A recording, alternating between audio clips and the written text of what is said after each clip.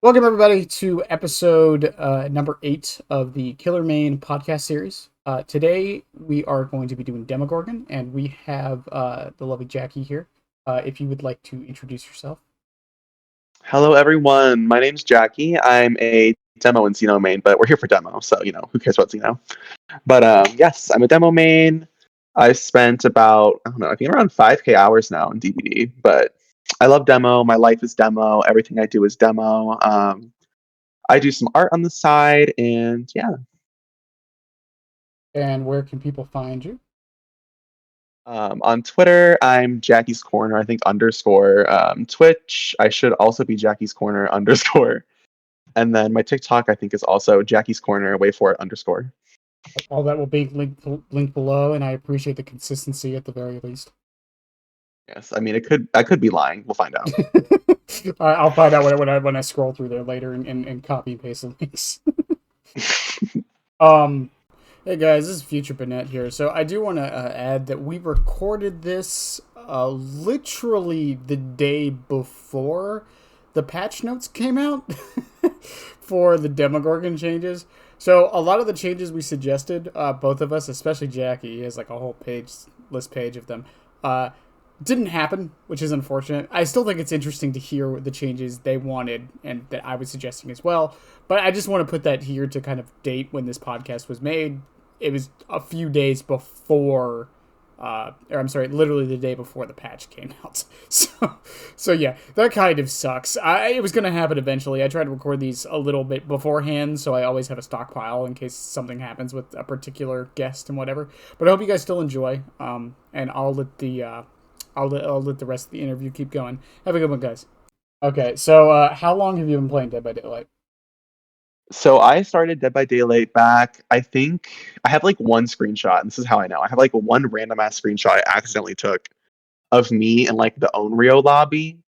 But I started around the Onryo mid chapter, around after that one, after her release. So not even really very long. It's like 2.5 years, give or take. Yes, I started. The first new killer I saw leaked was Dredge. Mm. Yeah, I think you're the. I think you're the. I don't mean this in a bad way, but like the newest person I've had, like the person who's been playing the game the least. How many hours do you have? I have about 5K. What the? You have more than me?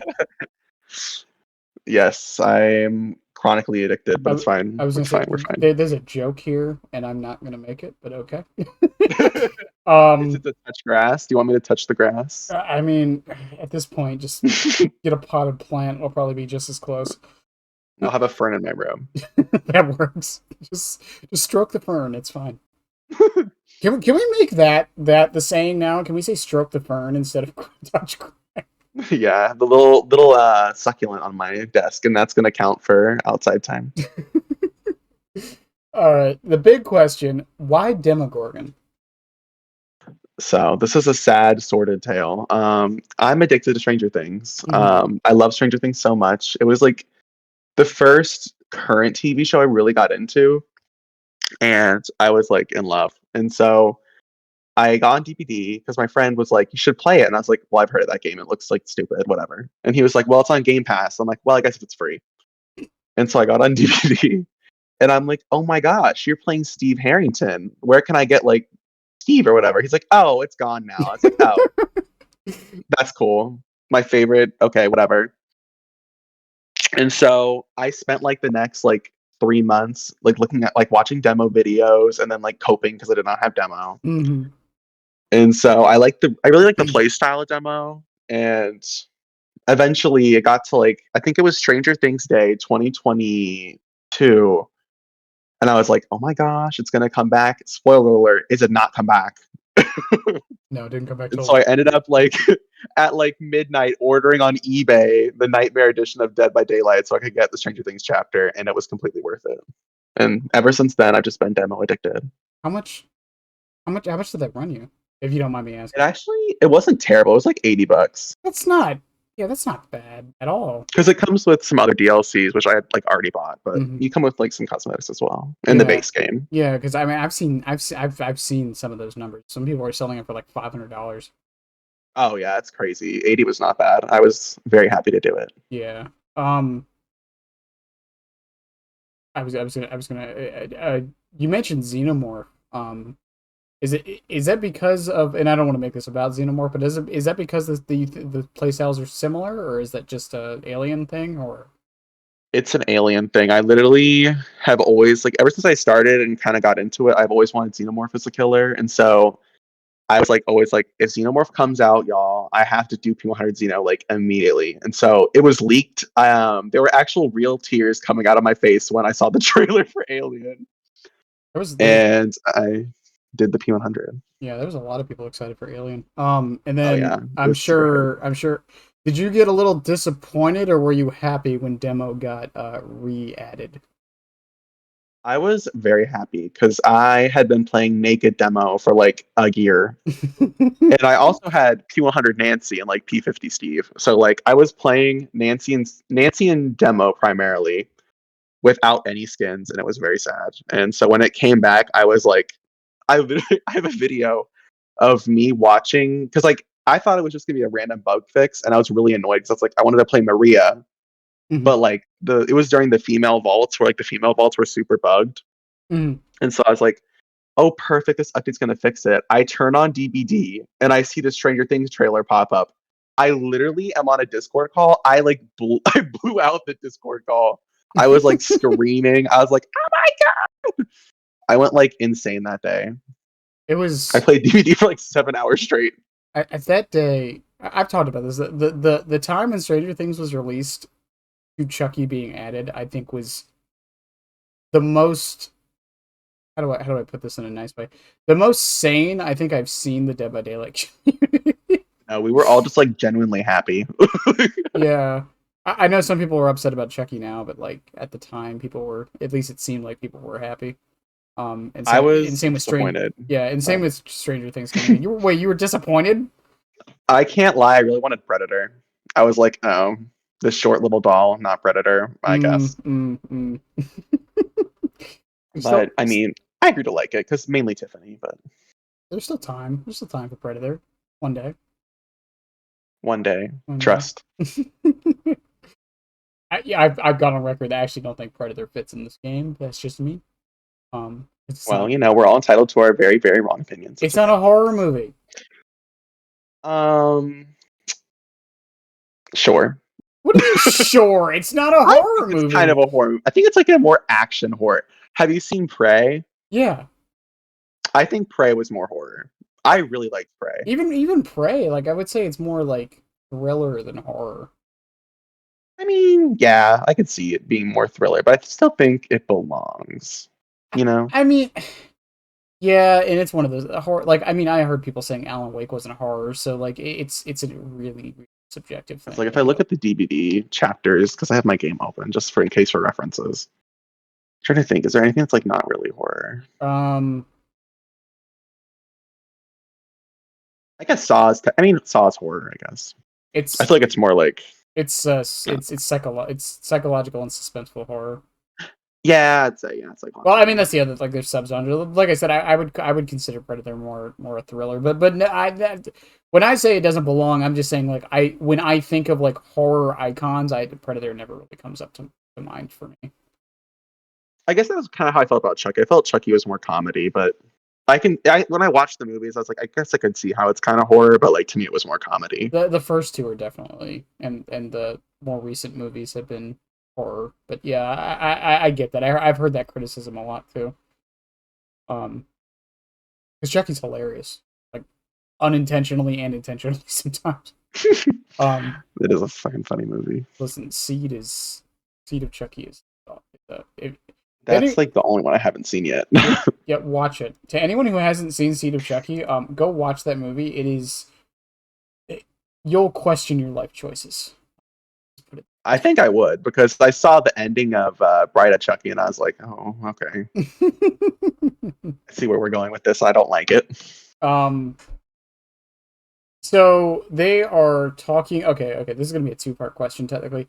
Uh, they are in the patch notes or the roadmap or whatever you want to call it.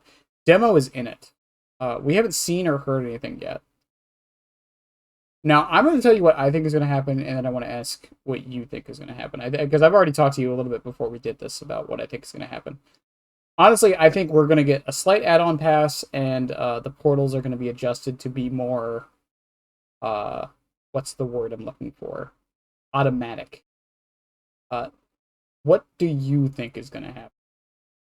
So I have two answers to this question. Mm-hmm. So I have what I want to happen and what I think is going to happen. I Okay. have like I told you, I have like a Google Doc of what I want. Mm-hmm. Do you want to hear that first, or do you want to hear what I think is going to happen first? Let's hear what you think first, and then what you want. So what I think they're going to do is I think either Barb's, Blackheart, or both are going to become base kit in some function. Okay. Because I think the fact that demo only has like two add-ons that anyone runs, and they're both like brown and yellow, is kind of a sign of like an add-on failure. Mm-hmm. Just because I feel like when a killer is only using two add, it's kind of like with old engravings on Billy, and they like nerfed engravings on the PTB, and we are all like, actually that's their only good add-on. That's kind of where I'm at with demo, where I'm like, it's really his only good add-ons. I think the rest of his add-ons are just very like, I don't know, uninspired. They're Mm-hmm. kind of lame. Well, does demo run into the problem a lot of other killers do, where don't a lot of his add-ons affect the portals and not really the shred? Or is it kind Yeah, of there's literally like there's about it's kind of 50-50? three add-ons to that effect. I mean, if we include Rat Liver, it's four add-ons, I believe. It's just Barb's, Muse, Blackheart, and then Rat Liver. Mm-hmm. And then all the rest are the portals. Yes, on the top of my head. Yeah. If I look really quick, I I, think it's literally just those three or those four. I will say Yeah. credit where it's due that somehow demo has a meme add-on that is actually it actually has a use. Yeah, I do appreciate I've never actually used Rod Pumpkin, but I do appreciate the fact that that he has a meme add-on. I like meme Well, add-ons. no, I'm just saying like it's a meme add-on that like I've seen people use it like legitimately like with the strategy. Yeah, I think you could. I think Rotten Pumpkin would be good for like a Devour demo playstyle. Yeah, Definitely. yeah, it's just nice because it means that you always have a portal basically. Yeah. Um for those who You don't just know can't what you can't teleport from a good one or else you're fucked. yeah, for those who don't know what Rotting Pumpkin does, basically when you teleport, the portal you teleport from goes away. Yes, she's gone out of the Yeah, ground. yeah, it like it sounds bad, but it actually does have some pretty good uses. Um, it's nothing like amazing or S tier or anything, but like yeah, it's like a Deathslinger's uh was Deathslinger has a meme add-on where the chain breaks faster. Um, which Yeah. normally isn't good, but there is one build with him where it's actually super good. Yeah, I feel Uh, like you could do that with I don't remember what the fucking add-on is. The one where like you break the chain you're stunned for. It's like what? It's not cigar box, 'cause that's clown, isn't that? it is a cigar though. I know which one you're talking about. Yeah, you basically Yeah, it's like you combine it with yeah. that, and then you're because the chain breaks faster, you catch up stupid quick. Mm. It's really nice. But a lot of the other meme add-ons in this game, which they haven't really been adding a lot of on the past few killers, which is very disappointing, I honestly. miss them. Yeah, I like meme add-ons. I think they're usually like, I mean, again, it's a meme. They usually do have like some purpose. There's some where it's like, I don't know why this is a meme add-on, Hmm. but I do like the like, I don't know. I like stupid things sometimes. Give me a Yeah, little bit of stupid in my Dead by Daylight. yeah, and then there's like Wesker with Jewel Beetle, where it's like, okay, Joel Beetle, it's a meme add-on. That add-on is fucking disgusting. it's Like, I love legitimately that one of add-on. his best ads. Legit. I don't know who was cooking up in that like boardroom, but like I love him because I love Joel Beetle. I just uh, like throwing people at things. yeah, If you annoy me, I throw you into a wall. but I think like I've talked about this before with other killers. It's like I feel like a lot of the add-ons like they are affecting a part of the power that they shouldn't be focusing on so much. Not to say the portals aren't Definitely. important on demo because they certainly are, but it's not like the main focus of him. I feel. Um, Yes, that's where I did with like my little list. I definitely was like I changed a few of those portal add-ons, is how I'll put it. yeah. So, okay. Well. On that topic, go ahead. Let's hear what you Okay. want. This is a extensive it's not extensive, Okay. but it is a list. Okay. So for my base kit tweaks, We have so with basically, I made it so Barb's glasses is almost base kit. It's 10% base kit Mm. speed, and I have Blackheart is just base kit. I think Blackheart. I think there's not enough rewards for going for a shred over people who like just like M2 fake all the time. Mm-hmm. And so I kind of wanted to reward shreds a little bit more, and also so no one has to run Blackhearts every single match. And then one that I really like is suppressing Demogorgon's like idle noises and just like ambient sounds by 50% when he's undetectable, just because no matter how stealthy you want Demo to be, you're still gonna hear the flomp flomp flomps. Yeah, I think lowering the footstep sounds of demo in general should be a thing. Yeah. They're loud as fuck. No, there was this one. I was doing a match against a streamer once, and I was running Dragon's Grip and Trail of Torment on demo. Uh-huh. And so I was watching the VOD back because I was so excited. All you hear as he goes up to like the gen is from like behind the wall, and I'm just standing there like I'm like it's like that SpongeBob meme where he's like hee hee hee, and like he knows he's there. His like little feet are sticking out from under the door. That was literally me. You could hear my ass from a mile away, just going like hee hee, I have no idea I'm coming. It's So like I feel like that would be good just as a thing. it's so weird because undetectable is base kit for demo. Isn't Yeah, it? literally. Yeah, like It is. It's so strange. I'm like, it is nice, but like when I go back, like, it's like whenever I face a streamer, I watch their VOD. I love watching VODs of like my gameplay. I don't know why. I'm just a little narcissist, you know. I like doing But it too. you all I hear is like flomp flomp flomp flomp, and I'm like, I'm gonna scare the shit out of these people, and they like go, oh, I can hear from 10 miles away. I'm gonna go run now. Ugh. It also Demogorgon is also pretty tall. Yeah, he's a tall boy. I've seen this demo main. I love this guy. His name, I'm blanking. It's like A2 Chilling. He does some like YouTube compilations, but he will like literally look down as demo, like look down in loops so you can't see his head and like literally mind game people just because he's looking down. You can't see like the top of his head. I might try that with Plague. That actually sounds interesting. Yeah, I watched him do it like in the main building of Gas Heaven, where like there's like those like retail shelves with that like really shitty palette. He would just put his head down and hide his red stain, and like he gets them every time. It's crazy. I need to try it. Yeah, that actually does sound. Yeah, I don't know if that would work on Plague or not, but or Pyramid Head. Actually, it probably wouldn't work on Pyramid Head. Pyramid Head, yeah, because his head doesn't move when you look up and down. Yeah, fuck. Also, fun fact for anyone who doesn't know, Pyramid Head is the tallest killer in the game. Really? Yes. I thought for sure it'd be Xeno Queen. No, it's okay. It might be Xeno Queen now, but at least before then, it was just any version of Pyramid Head. I think that makes sense. Yeah, it's him. I think he's actually tied with Plague, but everyone just says Pyramid Head. That makes sense. Yeah. He's a pointy little cone. Yeah. Well, I mean, the reason they're tall, because I think people forget this, the height of the killer is sometimes a balancing decision. You'll notice a lot of the range killers are like really, really tall. Deathlinger and his like extensive hat collection. I mean that's like I said, that's part of the like Plague is like the reason she's super tall is because it wouldn't be fair on a lot of loops if you couldn't see the tip of her head. Yeah, I guess I never even thought about that, but that does make sense. Yeah, it's why Freddy's short. well, for a while there was a joke that Freddy's the second shortest killer in the game now, because Chucky. Yeah. Anyways, even Sadako is she's taller than Freddy. Yes, because she floats. Oh, okay, right. Yes. But that's why Freddy being short, even though he's listed as average height now, and so is Sadako for some. It's weird. But Freddy. That's why Freddy will like sometimes hit you like from super far away when like you're like that shouldn't have hit, because his hitbox is still the same as every other killer, but his arms aren't as long. So the game is compensating. But yeah, there was a joke for a while that, and it's still kind of there, that Freddy's real power is that he's short. So like, are you saying that DBD is compensating for his size? Yes, 100%. For those who also don't know, canonically speaking, Freddy Krueger is 5'4". Damn, Short king. Yeah. I mean, maybe not king, but definitely short.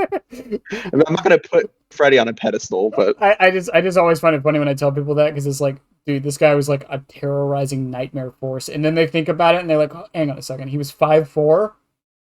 I think they're just telling you that short people can be powerful too. I think that's a beautiful message from that monstrosity of a man. Yeah, that was the message there. That was the real friends who made along the way. Uh, next list of changes other than the undetectable. Oh yes.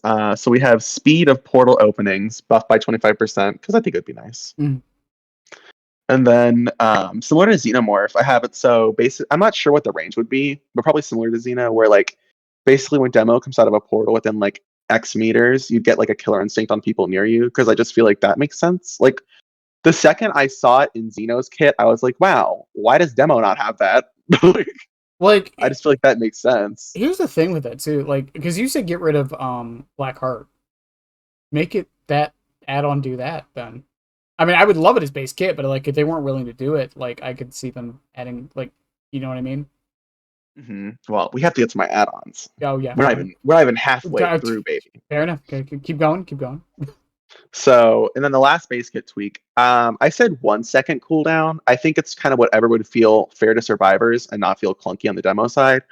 Basically, to kind of help with that zoning, where like demo just holds his little mouth open at you, and then you're like, oh, I can't take the window, and then he instantly cancels the power and smacks your ass. Mm-hmm. I feel like I'm gonna like give a little bit, because like I kind of asked for a lot. I'm gonna give a little bit back.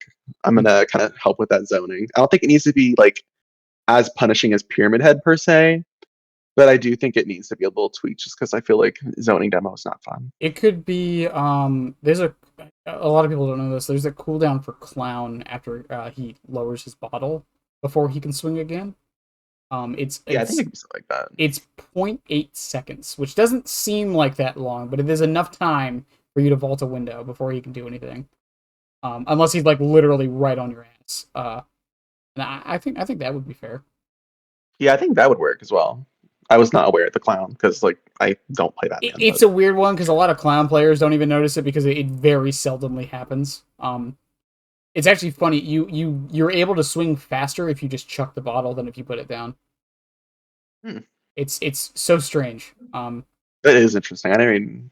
Yeah, I don't know why it's coded that way, but yeah, it's. I guess it's just the animation's more fluid when you throw it, I suppose. Yeah, they want it to feel like quick. Yeah. Continue. So we've now left base kit. We're going into add-ons. This is where I had like my little mad scientist glasses on, and I was doing some things. So if we go to Blackheart, Blackheart is base kit. I'm not going to add more shred cooldown, just because I feel like any more cooldown is kind of unfair. Mm-hmm. Just like, I don't think a demo should hit a shred and he gets like 5 stacks of save cooldown. Mm-hmm. So I moved that to, okay, I guess I have to like kind of go. So I changed Unknown Egg. Do you know what Unknown Egg does? Not offhand, no. So Unknown Egg reduces your recovery time after you teleport by 2.5 seconds. So you can like teleport again 2.5 seconds faster. Okay. So I basically moved that to Blackheart, but buffed it a little bit. So with Blackheart, you would have a 4-second recovery time after a teleport. Okay. Because I just feel like, I mean, I was gonna put that in base kit, but I was like, I've already done enough. It's like, right. And then for Rat Tail, I just knocked out the 25% opening speed, because I added 25% to the kit. Mm. If you don't know, it's 50%. Is it 50% already? Yes, it was in the last demo pass they did. They buffed it to 50 from I think 30. Ah. Which they had nerfed it from 50 to 30 before. So do with that what you will. Mm-hmm. And then for Barb's glasses, I just brought that to 10%. And so basically, if you had Barb's glasses and the base kit, it'd be like brutal strength, break speed, but you don't feel like you have to run Barb's glasses, because the base kit would be faster. It's just kind of like a quality of life if you wanted that. Yeah. What else did I do? I have like there's a lot of add-ons here. Sticky lining. Currently, this add-on, I believe, I have to check actually. I think it's literally just this. Yeah. So sticky lining just makes it so a portal can detect people from 2.5 meters farther than like normal. which is not good. It's not good at all. Well, because I mean, you can only detect people when you're charging shred, so it's like Yeah, either charging shred or like if you use it with lifeguard whistle, but even then, it's just not good. It's just like I don't know why they put that in the game, but I'll let them live. So I made this add-on blindness when within 8 meters of a portal for like probably like 30, 45 seconds. yeah, it's a brown. Is it a yellow or a brown? That's a yellow. I would make it 45 seconds if it's a yellow. Yeah, you can do 45. I didn't want to make it too annoying, but I was like, I feel like it's kind of like a Sadako TV moment Mm-hmm. where like when you're within what is it like 12 or 16 meters of a powered TV, you get like blindness for like I don't know 30 seconds a minute. Yeah, I did. They changed Sadako so much, I can't keep track of the add-ons. I couldn't even tell If I'm being honest with you, nothing that against little Sadako woman players, changes. but yeah. That little woman changes like every other month. I don't know what she's doing. Viscous webbing. This is pretty minor. It's currently increases the sealing speed of your portal by 16%. I just made it 20 Mhm. because I just feel like 16 is not good enough for a yellow add-on. So brass case lighter, we're into the greens now. Mhm. So I changed brass case lighter. This is currently you get blind while you're sealing a portal, and you're blind for I think 60 seconds after. I changed this to hemorrhage on a shred hit. Okay. So you wouldn't want to make Yeah. Hemorrhage and Mangled one add-on. You'd want to separate it. Yeah, I kind of want to separate. Same with the Xenomorph, where they have instead of having it combined as a purple, it's just two separate greens. Okay. What else I do? So Deer Lungs, it's currently 30% travel speed and reduces your portals by 2. I just made it reduce your portals by 1 because I don't think it's that good enough to warrant losing 2 out of your 6 portals. Mm-hmm. What else did I do here? 11 Soda. I was watching your podcast with Heck. Okay. I know you love 11 Soda, but hear me out. I do. Oh well, I actually was going to propose a change because there is a change I want to, but I'm curious. I'm curious what your change idea is.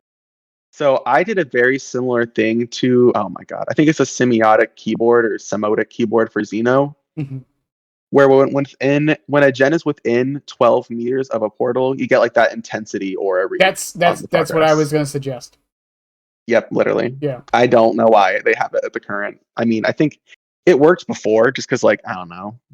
It was kind of their old design philosophy, but I think it would just be better. Yeah, I don't think it. I've said this before. I don't think it's a terrible add-on. I never see anyone run it or talk about it, and I'm a huge fan of. I like information stuff. That's the reason why. Me too. Because even on Wraith, like there's the generator add-on on Wraith, the one that shows you the intensity auras. I run that one all the time too, and people tell me it's bad, and I'm like, I just like knowing which gens are about to pop because it tells me where to go. Yeah, I like it because it can kind of be used as like a pseudo replacement for barbecue if you don't want to run barbecue. Well, yeah, and on top of that, discordance doesn't, or not discordance, distortion doesn't block it. Yeah, exactly. I can counter that like a really annoying calm spirit distortion meta, which Yeah. if I'm brave enough to mention, I hate. But what else do I have here? Thorny Vines currently increases the AoE effect of a portal, so like that detecting, by 1 meter and increases your sealing time by a whopping 11%. Get 11% of the total, or 11% of, or just It basically increases that sealing time by 11% total. Mm-hmm. Okay. I turned that one to Mangled on Shred Hit. I just garbaged that add-on because I think I've said enough. I've said enough. Mm-hmm. It's terrible. Violet Wax Cap is I believe it literally says increases the duration of the undetectable effect gained from merging after a portal by 1 second. Okay. All right. And I changed that one to okay. This might have to go to a purple. It can stay green. I don't know. This is my controversial one where I'm not sure if it would work, but it increases the shred range by 2 meters. But your miss cooldown is increased by 6%. That could go up. It depends how it would feel in playtesting, I guess. But I think that would have to be because I can't. Yeah, I think it would be a purple, but like because I can't think of any greens that have downsides. Yeah, you could probably change it to a purple. I was thinking it was kind of like a Pyramid Head range add-on, but I felt like if you just increased the shred range by 2 meters and like with no downsides, it would be not like unfair, but I feel like it would be like a little too strong. Well, I think, and on top of that, I think what you could do is instead of the downside being the miss cooldown, you could make it you just have to charge for longer. I did think about charging for longer, but I feel like the strength of Demo's shred is not really the distance, but more so the speed with which you can ready it. Right, Because but it's a like very quick reaction. But I guess it would kind of depend whichever would feel, yeah, you know. but then you also got to think about combining it with your new with was it rat liver or blackheart? You said rat liver. Yeah, back to 50, right? Uh, sorry, what? I sorry. But you said rat liver back to 50 earlier. So like you have to think about combining Oh, it with that. rat tail? Yeah, Is that what you're talking about? rat tail, not rat liver. My Yeah, bad. rat tail is the opening speed of a portal. Okay, okay. But there hasn't been an add-on for like shred movement speed or anything like that, or like There's no add-on. The only add-on that, because the current add-ons, it's rat tail or what is it? Rat liver, where you move like I think. Oh my god, what is rat liver even now? It's like 4% or something. I think it's 5. So rat liver increases your movement speed while charging shred by 3.5%. Mm-hmm. Then you have Blackheart and Barbs, which everyone knows about those. And then Muse Guts decreases your shred miss cooldown by 11% and gives you an extra portal. And you got rid of the miss cooldown, so Or no, I left it. I didn't touch Muse Guts. okay. Well, I no, don't think. see that's what I'm saying. So like with this, you'd have to also think about being combined with. That's what I did think about, which is kind of like a would you either I was thinking either miss cooldown or charge speed. I think it would just be whatever feels Mhm. more fair. This is without any, obviously I'm not a behavior developer, so I don't have any playtesting, but it would kind of depend on how it feels on each if you tried out both. Yeah, I mean, we can sit here and say numbers all day, but like it doesn't. This is the thing. Whenever someone comes up with like balance ideas, it's like other than like specific situations, it's like a lot of times numbers you won't know until you try it, because even Yeah. half a second can make a world of difference. Yeah, it could it's just definitely that like as I was sitting here, I was trying to make everything seem fair on paper, but obviously without like playtesting, you can never know how anything truly Yeah, is. and then you also have to think about everything it's combined with, every perk it's going against. Yes, it's like that's the thing about Dead by Daylight. I heard you talk about before, where it's like you have to balance everything with every single like perk combination and like add-on combination in mind, and it's just crazy. Yeah, because it's like if you increase the charge speed, like or make the charge longer but go farther, like I was saying, like Dead Hard straight up just makes that useless. I mean, you could argue it does that for Shred anyways, but yeah. That's another topic we have to talk about is the nerfing of Dead Hard in the celebration by all demo mains across the world. um, what are we on the still the purples or the greens? Or we're on to purples now. So lifeguard whistle. Currently, if you don't have to charge your shred to basically get that killer instinct, Mm-hmm. and it reduces the area of effect of a portal by 1 meter. I just got rid of the reduction of the AOE. I think it's kind of unnecessary. Uh, I, I can see where you're. I really don't think it's unnecessary. I don't know because I think the idea is because you're sacrificing having to channel to see it, and I think that was the downside they wanted to add to it.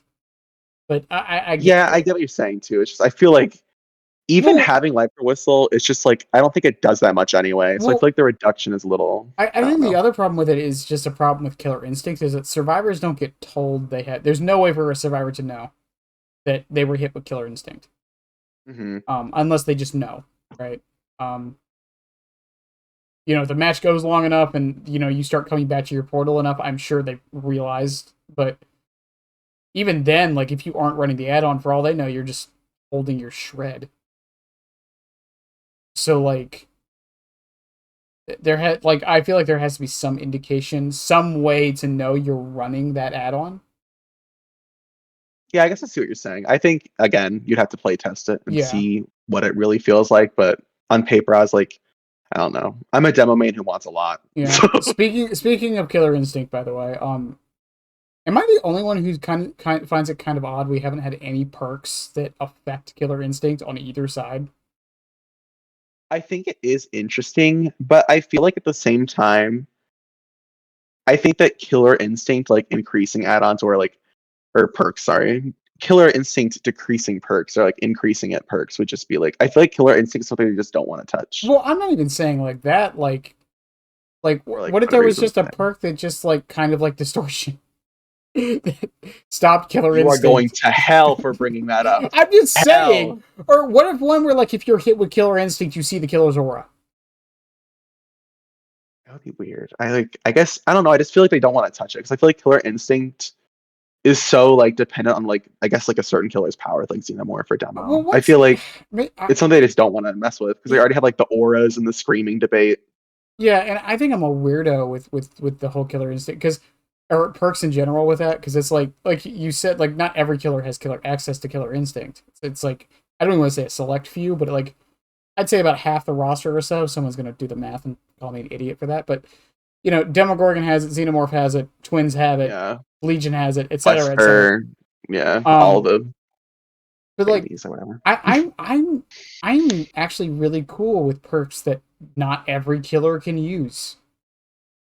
I am really fine with that, and I'm actually kind of upset we don't get more perks like that. Yeah, I agree with like perks that affect killers differently. I Well, just like I would be very scared to touch Killer Instinct with perks because then again, in this world of DBD Twitter and like Twitch and all that, I do not want to start a Killer Instinct debate. I do not want to start a Killer Instinct debate. yeah, but because it's like to me, it's like well, what's a good example? Like what is the one that lets you open lockers faster? Iron Maiden. Iron Maiden. Like Iron Maiden's a good example. Like that is only realistically good on 3 killers in the game. 4 technically speaking, but 3 killers in the game. It is good on Huntress, Trickster, technically Dredge, even though I don't know why a Dredge would not just use their power to get into. Anyways, and Doctor. That's like realistically the only Doctor. because you can hide Oh, you can hide in a locker yeah. to avoid the screen, and a lot of good players do it. So then you get the exposed effect, and you know where they are. Yeah, I guess you'd say Bubba and Artist as well. Yeah, to a degree, but once again, Artist has Killer Instinct. She can just, but yeah. My point there is like I'm fine with a perk like that is like only realistically good on a few set of killers, and because I don't know, I'm just kind of sick of like these universally good perks. I agree. I think niche perks aren't a bad thing. Well, because you know I've said it before. My biggest problem with because like we talked about like why do metas develop and how do they do this, and it's like the biggest reason like why does every survivor bring, and I'm being generalistic, why does every survivor bring windows of opportunity? Because it's always useful. There is not a match in the world. It doesn't matter if you get tunneled out at 5 gens and die immediately. I guarantee you windows of opportunity helped you in some way during all those chases. Yeah, definitely. Yeah. Meanwhile, a perk like Decisive Strike's another good one, right? Well, like the 3-second sun, right? Like is bad or it's not that great as it used to be now. But on top of that, if you don't get tunneled, well, the perk didn't do anything. Yeah, So I definitely have had matches where I bring that and yeah, nothing happens. yeah. Why'd you bring it then? The safety, But yeah, so you're bringing it but for it is definitely yeah, useless in the yeah, end if you don't get tunneled at all. yeah. That's my point. It's like sprint burst. It's like sprint burst is always useful. Life is always useful. Well, okay, that one could be debated, but pretty much 99% of the time, unless you absolutely fuck up, it's always useful.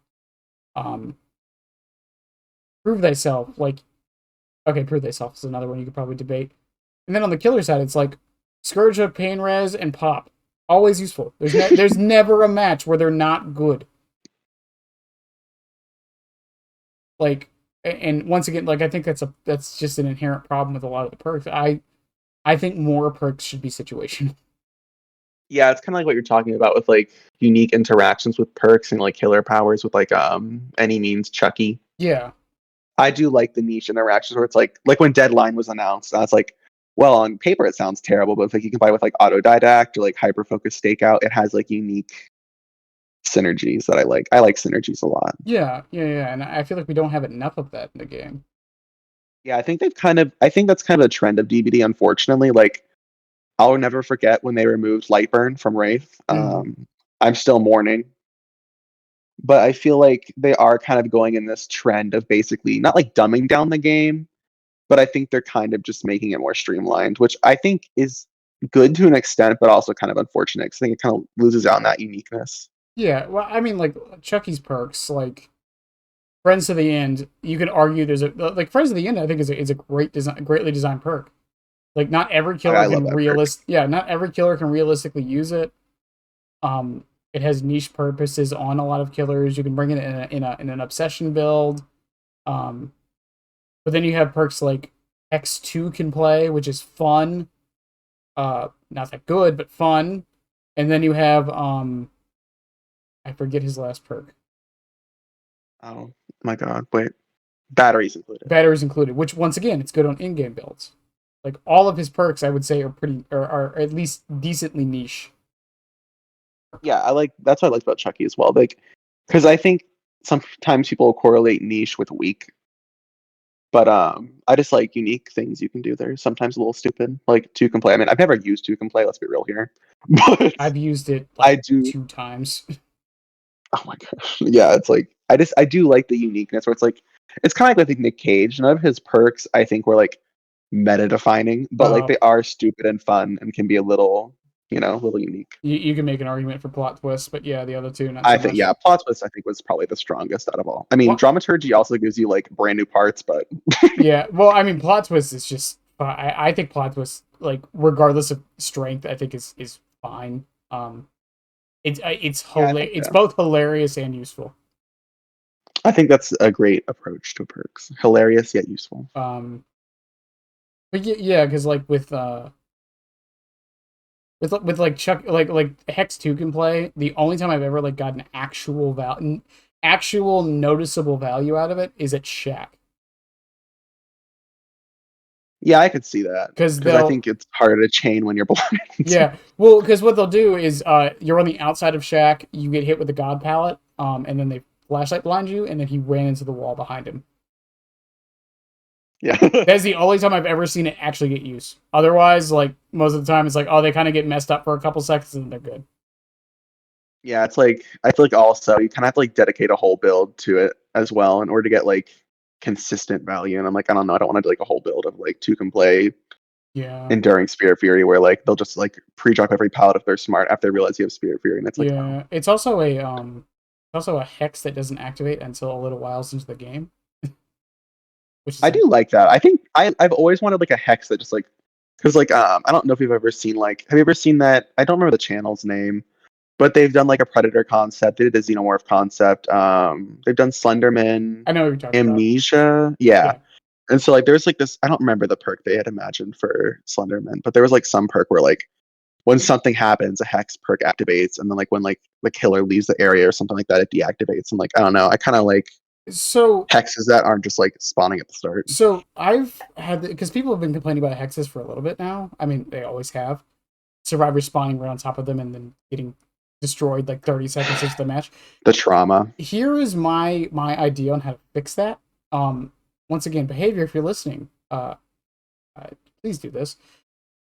I don't think any totem should spawn lit. I think until its effect activates, it should stay dull. And I looked into it. There's not a single totem that doesn't have some kind of activation to it. Even Ruin, just it doesn't light up until after that when someone gets off a gen. Oh, Like interesting. why not do that? Like Devour Hope. It shouldn't. I personally don't think Devour Hope should light up until after an unhook. Until you get one stack. Yeah, I would say one stack. Yeah, one stack. Um, I agree with that. I think because I've heard a lot of suggestions where like killers have to like go up to a totem and make it a hex. I think that's not great, but because it still keeps the random aspect of where it's gonna spawn, but like I think the only one that wouldn't work would be Haunted Grounds, but I think that would be a nice I think that would be fine. to stay Yeah, lit at I the would start of the say, yeah. match, right? But yeah, because I mean, like crowd control, that's the one that blocks a window after they vault through it. Like, yeah, it doesn't activate until someone vaults a window. Like, Yeah, I like think I've heard that suggestion. I do like that suggestion a lot. I think that makes a lot of sense, and it would also prevent my Devour from being gone the second I spawn in the damn game, mm-hmm. because that never feels good being Yeah. instantly down a perk. I mean, hex perks for all they're worth, like some of them just don't seem powerful enough. And Devour Hope's a different case. I'm not saying Devour Hope isn't powerful because it is. Buff Devour Hope. Heard it here first, folks. I've done a whole video on this. I actually think Devour Hope is one of the best designed perks in the game. I love the description of Devour Hope, where it's like, I forget what it is. It's something like, if you don't unhook, or like, it's basically like, if you don't save them, it's blood on your hands, but if you unhook them, the killer grows more powerful. I just love the idea of that. Yeah, it's. I think it's well designed in the sense that there is, in my opinion, there's tangible counterplay. It's built-in slowdown, technically speaking, because the moment the third stack hits, every survivor is like, "Oh shit," and then they have to go find it, or suffer the consequences. It's powerful enough, but takes long enough, I feel, to justify its power, and it discourages camping. Yeah, I do like that aspect. It doesn't discourage tunneling. Actually, to a degree, it does. Yeah, because once someone dies, it's like, well, there goes my Mori, and then also you're not getting another stack off that. Yeah, exactly. And the counterplay is like, oh, what's the counterplay? Well, either go destroy it or unhook in the killer's face. Yeah, either it glows, it goes, or you just drag him back to hook. Yeah. Back to the demo changes. Yeah, welcome to the podcast. This is what happens here. We just get drawn away. Yeah. We're running purples. Yes, we have to okay, this is my most exciting, yet might have to be changed. This is my baby, if you will. So Unknown Egg currently reduces recovery time by 2.5 seconds after you teleport. Okay. So I have changed it because, okay, something I've always loved is when a killer's perks are reflected in its add-ons in like a weaker but like still interesting way. Yeah, I love that. So this is everything I've ever wanted. So when you teleport, all vault locations within the portal you teleported from of 16 meters are blocked for 12 seconds. Interesting. I really like this concept. I don't know if it would be balanced, but it's like the idea of you're teleporting and they're just like, there's nowhere for them to go except like drop a pallet. And I don't think it would be too strong overall. I mean, number tweaks, but yeah, and I think it would also, because right now, like, correct me if I'm wrong, most of the time you're putting your portals near generators for the most part. Yeah, generators, line of sight blocks. Yeah, so if you run this, it would kind of change how you would place portals.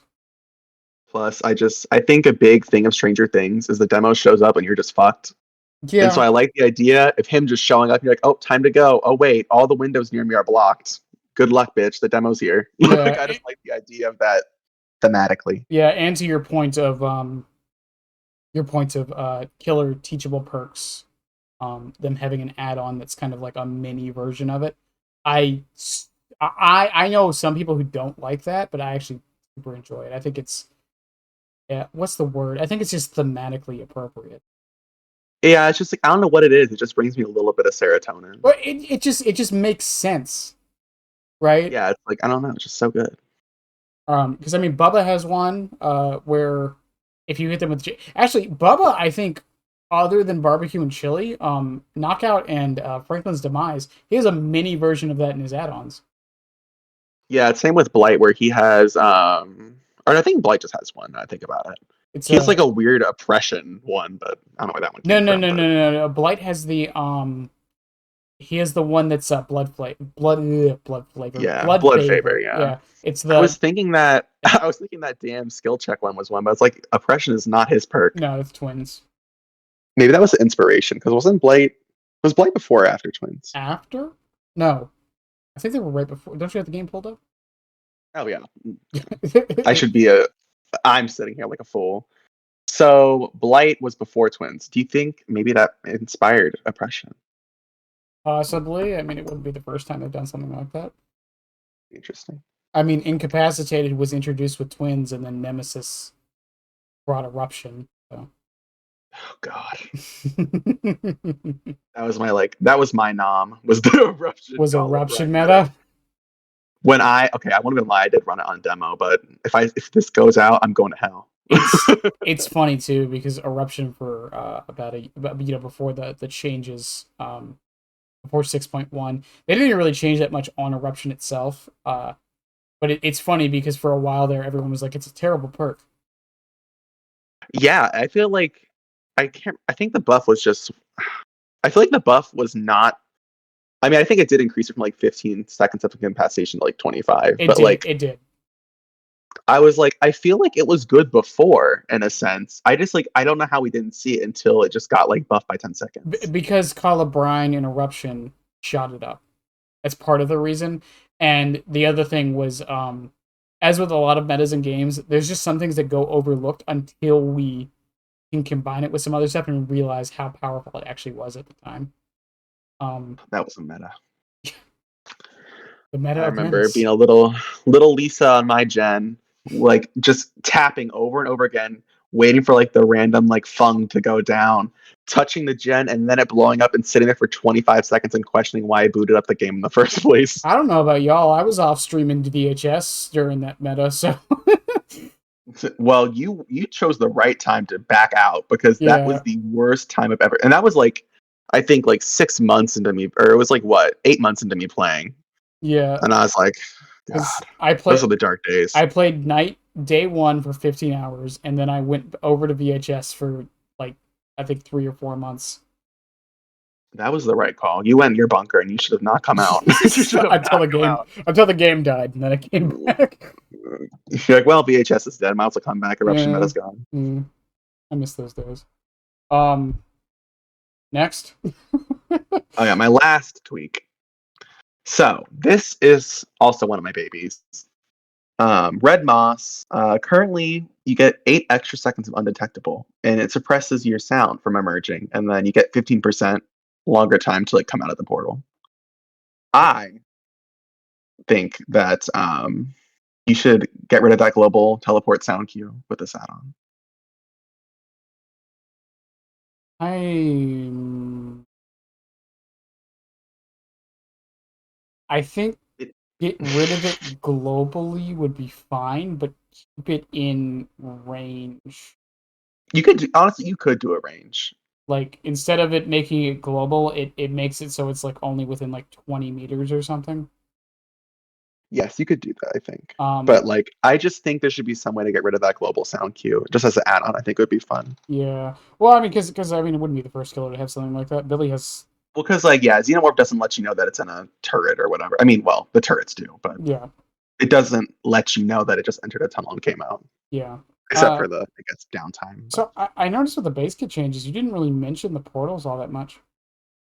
yeah, I think, yeah, I think the only fucking portal thing I did was just that noise suppress for undetectable, which I mean could be considered outside of the portals, but I'll just count it. I mean, the And thing I did like is, portal opening speed. I just feel like portals, like again, like a lot of demos do ignore their portals. I like portals where they are right now. I think the killer instinct would be if they only did one thing, the killer instinct would be the one I'd want. I But well, because I've talked about this before. I fall into the opposite trap when I play demo. I use the portals too much. Because personally, to me, being able to like pick where you can spawn in and be at basically, if you have some prior mm, thinking, is, in my opinion, one of the most powerful things in this game. Um, yes, I do fall into the camp of loving powers that you can just kind of like teleport around y- Xeno and demo. yeah, yeah. Well, because I mean, that's the problem with well, even Xeno, you won't get to pick where the turret stations are. Yeah, that is the downside. Oh my god, I'm the opposite with demo. I do use my portals considerably.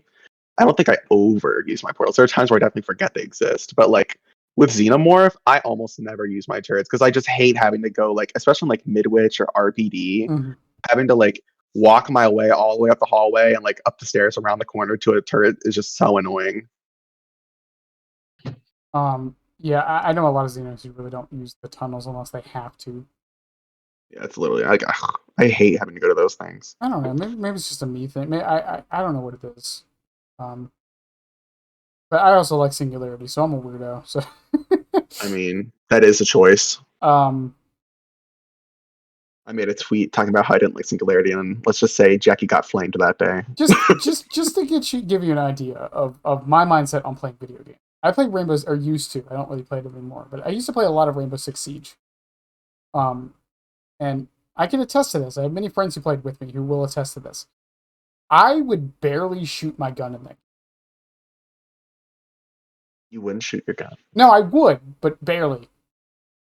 What did Um, you do? Did you like knife people or something? no, I would sit on cameras. I would sit on I see. cameras and give callouts. That's how I had fun. That is kind of. It actually does sound kind of enjoyable. Like it kind of reminds me of like Have you seen Jurassic World? Yes. So not to nerd out, I'm a big Jurassic Park fan. But Mm-hmm. anyways, I kind of liked that scene where like the motorcycles were like Claire's looking at all the different cameras and being like, "It's right there, it's right there." Like I see what you're coming from. I do kind of like that. I don't know. I'm a. It's part of the reason why like I enjoy enjoy the idea of Knight and not so much his actual gameplay, because when he was revealed, I thought he was going to be like this. Oh, you can like be like a commander on the battlefield and like send like your guards like to two different locations and like Said your little bio. yeah, and they can like guard over here and guard over there, and no, it was just yeah, you get one guard. It's kind of clunky to set up, and yeah, um, I don't know. I've always liked this idea of like being like overlooking and like I don't want to say being in charge, but like just giving out information. There's just that's why I like aura reading perks. I like It does make information. sense. Like what I've listened to in the past podcast, that does make sense for you. Yeah, well, because like my main character in in in Siege was Echo. He's a character who has a drone. He can just move around the map and stick on ceilings. That is kind of fun. It can concuss people. That's all it does. He gets two of them. Yeah, but I don't know. There's just something about that feeling I just like, and I feel like Singularity doesn't give me that exact feeling, but it comes close, and that's why I kind of enjoy him. Yeah, I do like the idea of like I feel like Singularity to me is a more interactive hag. Yeah, I can see And I that. do kind of like that idea of just like kind of being in the camp. It's like FNAF, I guess, really, but I I want a killer. I've talked about my dream killers before. It's a pyromaniac, Fiddlesticks from League, and those are really the only and Springtrap from FNAF because I'm a man child. Um, but honestly, the other kind of killer I want like a killer who like doesn't directly do anything, but that would be interesting. but like somehow affects the survivors in other ways. Because like I said, that's what I thought Knight was gonna be. I think you just want the entity. Yeah, yeah, You can maybe just be the that's it. entity, make it. Yeah, Yeah. you just want to be the entity, You know, and you just want to make people do things for you. someone's listening to this and gonna be like, "Well, Evil Dead existed." It's like, yeah, that was like that was different. I don't know. Evil Dead was fun. I liked Evil Dead until I got like sick of the meta, Yeah, and then I just quit the game. I didn't like playing the Survivor side, and that killer was too complicated.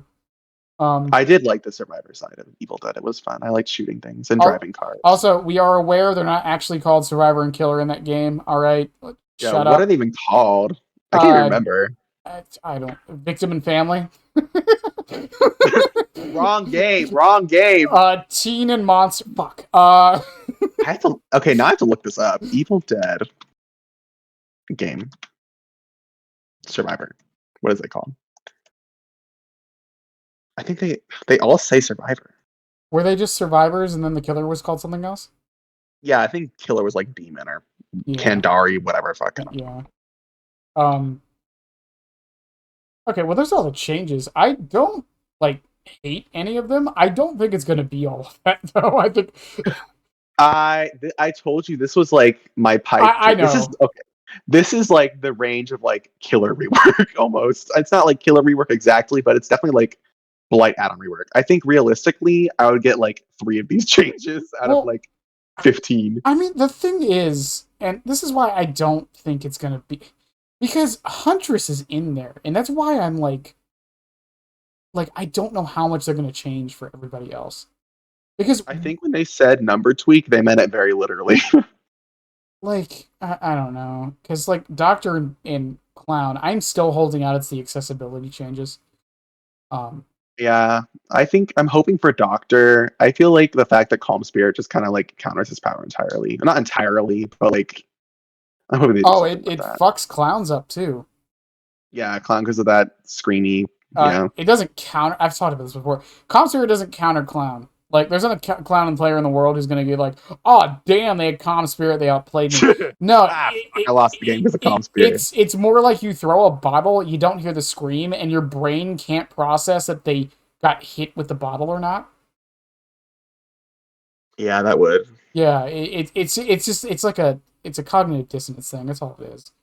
Yeah, it's like because I like we were talking about earlier. I do like the fact that killer powers and like certain survivor perks do have like unique interactions, or at least did. Mm-hmm. But I feel like the fact that half of Doctor's powers, the fact that people screaming, you know where they are now, is like countered by one perk is kind of ridiculous. Especially because it's kind of meta now. Well, yeah, that's the other That's thing. good, I Like guess. it's also a common perk.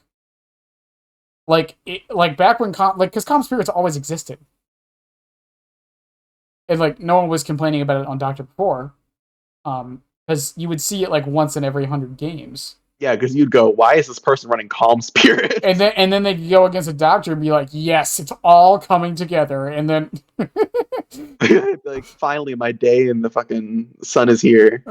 um, but yeah, like I don't know, like the idea of like a killer that like watches over the realm and is like I don't know how they would implement it with it being simple. Because another thing I have to remember whenever I come up with like killer concepts, because I fall in this trap. I always forget that this game is on console, and I have to Every damn day. yeah. As an Xbox gamer, every damn day. Well, listen, because I have to remember that sometimes, because it's like there's some of these ideas I want to implement, and it's like, well, we can't do that because controller exists. Like, oh right. Yeah, there's a reason I can. I mean, I could theoretically play Blight on controller, but Uh-huh. I love myself too much to put myself through that. Well, well, it's just like with the Trickster changes where they got rid of his recoil. It's like everyone was like, "Why did they do this?" And then I think people forgot that controller players almost really can't play Trickster. You still really can't play Trickster as well on controller, but it was nice because okay, this is my red flag because, like I said before, when I started, I did not have Demogorgon, and Mm-hmm. so I had to find something that would give me half the satisfaction. And so my first killer main was Trickster. Was Trickster okay? There you Because, go. like, let's be real here. I saw a hot man in a trench coat and I decided I should play him. My first main was Pig. For those who are curious, Yeah, I went from Trickster to Plague, so everyone really liked me. yeah. But I used to run Starstruck on Plague. I also That was the level I was at. yeah I also bought the game when it was on when it was during an anniversary, so all the killers were 75% off. So I bought because I played the game on Windows Store on Game Pass. So Mhm. the game was free, still is for me. Um, and I bought every killer at 75% discount. So I pretty much got every killer in the game for like $30. That is so nice. Yeah. Uh, and I was able to get like all the survivor perks because the shrines changed every day. So I have a lot of the survivor perks without barely putting any points in any of my survivors. Yeah, I literally got all of David's perks. My David is like level 19. I Mhm. got all his perks from the shrine. Um, okay. Builds you run. So here, let me have my builds I have on. My favorite build. Look, I don't want to be that person saying I run pop and pain res, but I run pop and pain res. They can see That's it. real. They can see it. You're fine. Of So I have pop and pain res. course you do. And before Shadowborn was base kit, I ran Shadowborn and like Nowhere to Hide. Nowhere to Hide is my favorite perk in the game. A lot of people's favorite perk in the game, honestly. I just love that damn perk so much. It's So my current is Barb's Glasses Blackheart because again, that's the only good add-ons really, TBH, that are like useful outside like the Eries. right. And then I run pop, pain res, nowhere to hide, and barbecue. Yeah, it's a pretty rounded out build. It's pretty, 2 aura, 2 regression. And I can see why you don't like distortion. Yes. Now, my favorite guilty pleasure build is you keep popping pain res because this is Demogorgon and he's weak and you need it. Okay. But you swap out the aura for bamboozle and superior anatomy. You monster. I already know where this So is I going. fly out that damn window. And if you know how to angle your shred, which we can talk about a little bit later, but you can like shred into walls and like kind of like semi hug tech, you get those bitches every time. And it is the most satisfying, fun thing in my life. I used to run this build where I would run Blood Favor, Superior Anatomy, Bamboozle, and Shadowborn, and I called it No Brain Demo, and I would just fly at people all game, and that's all I did. I need to make a no brain Chucky build. I really do. Well, I have it, but like no one thinks it's good. But Those are like my 2 favorites. I think. Oh, also, Friends Till the End was my favorite perk on demo to run recently. I love that perk on demo. This I assume it works decently well because of the portals.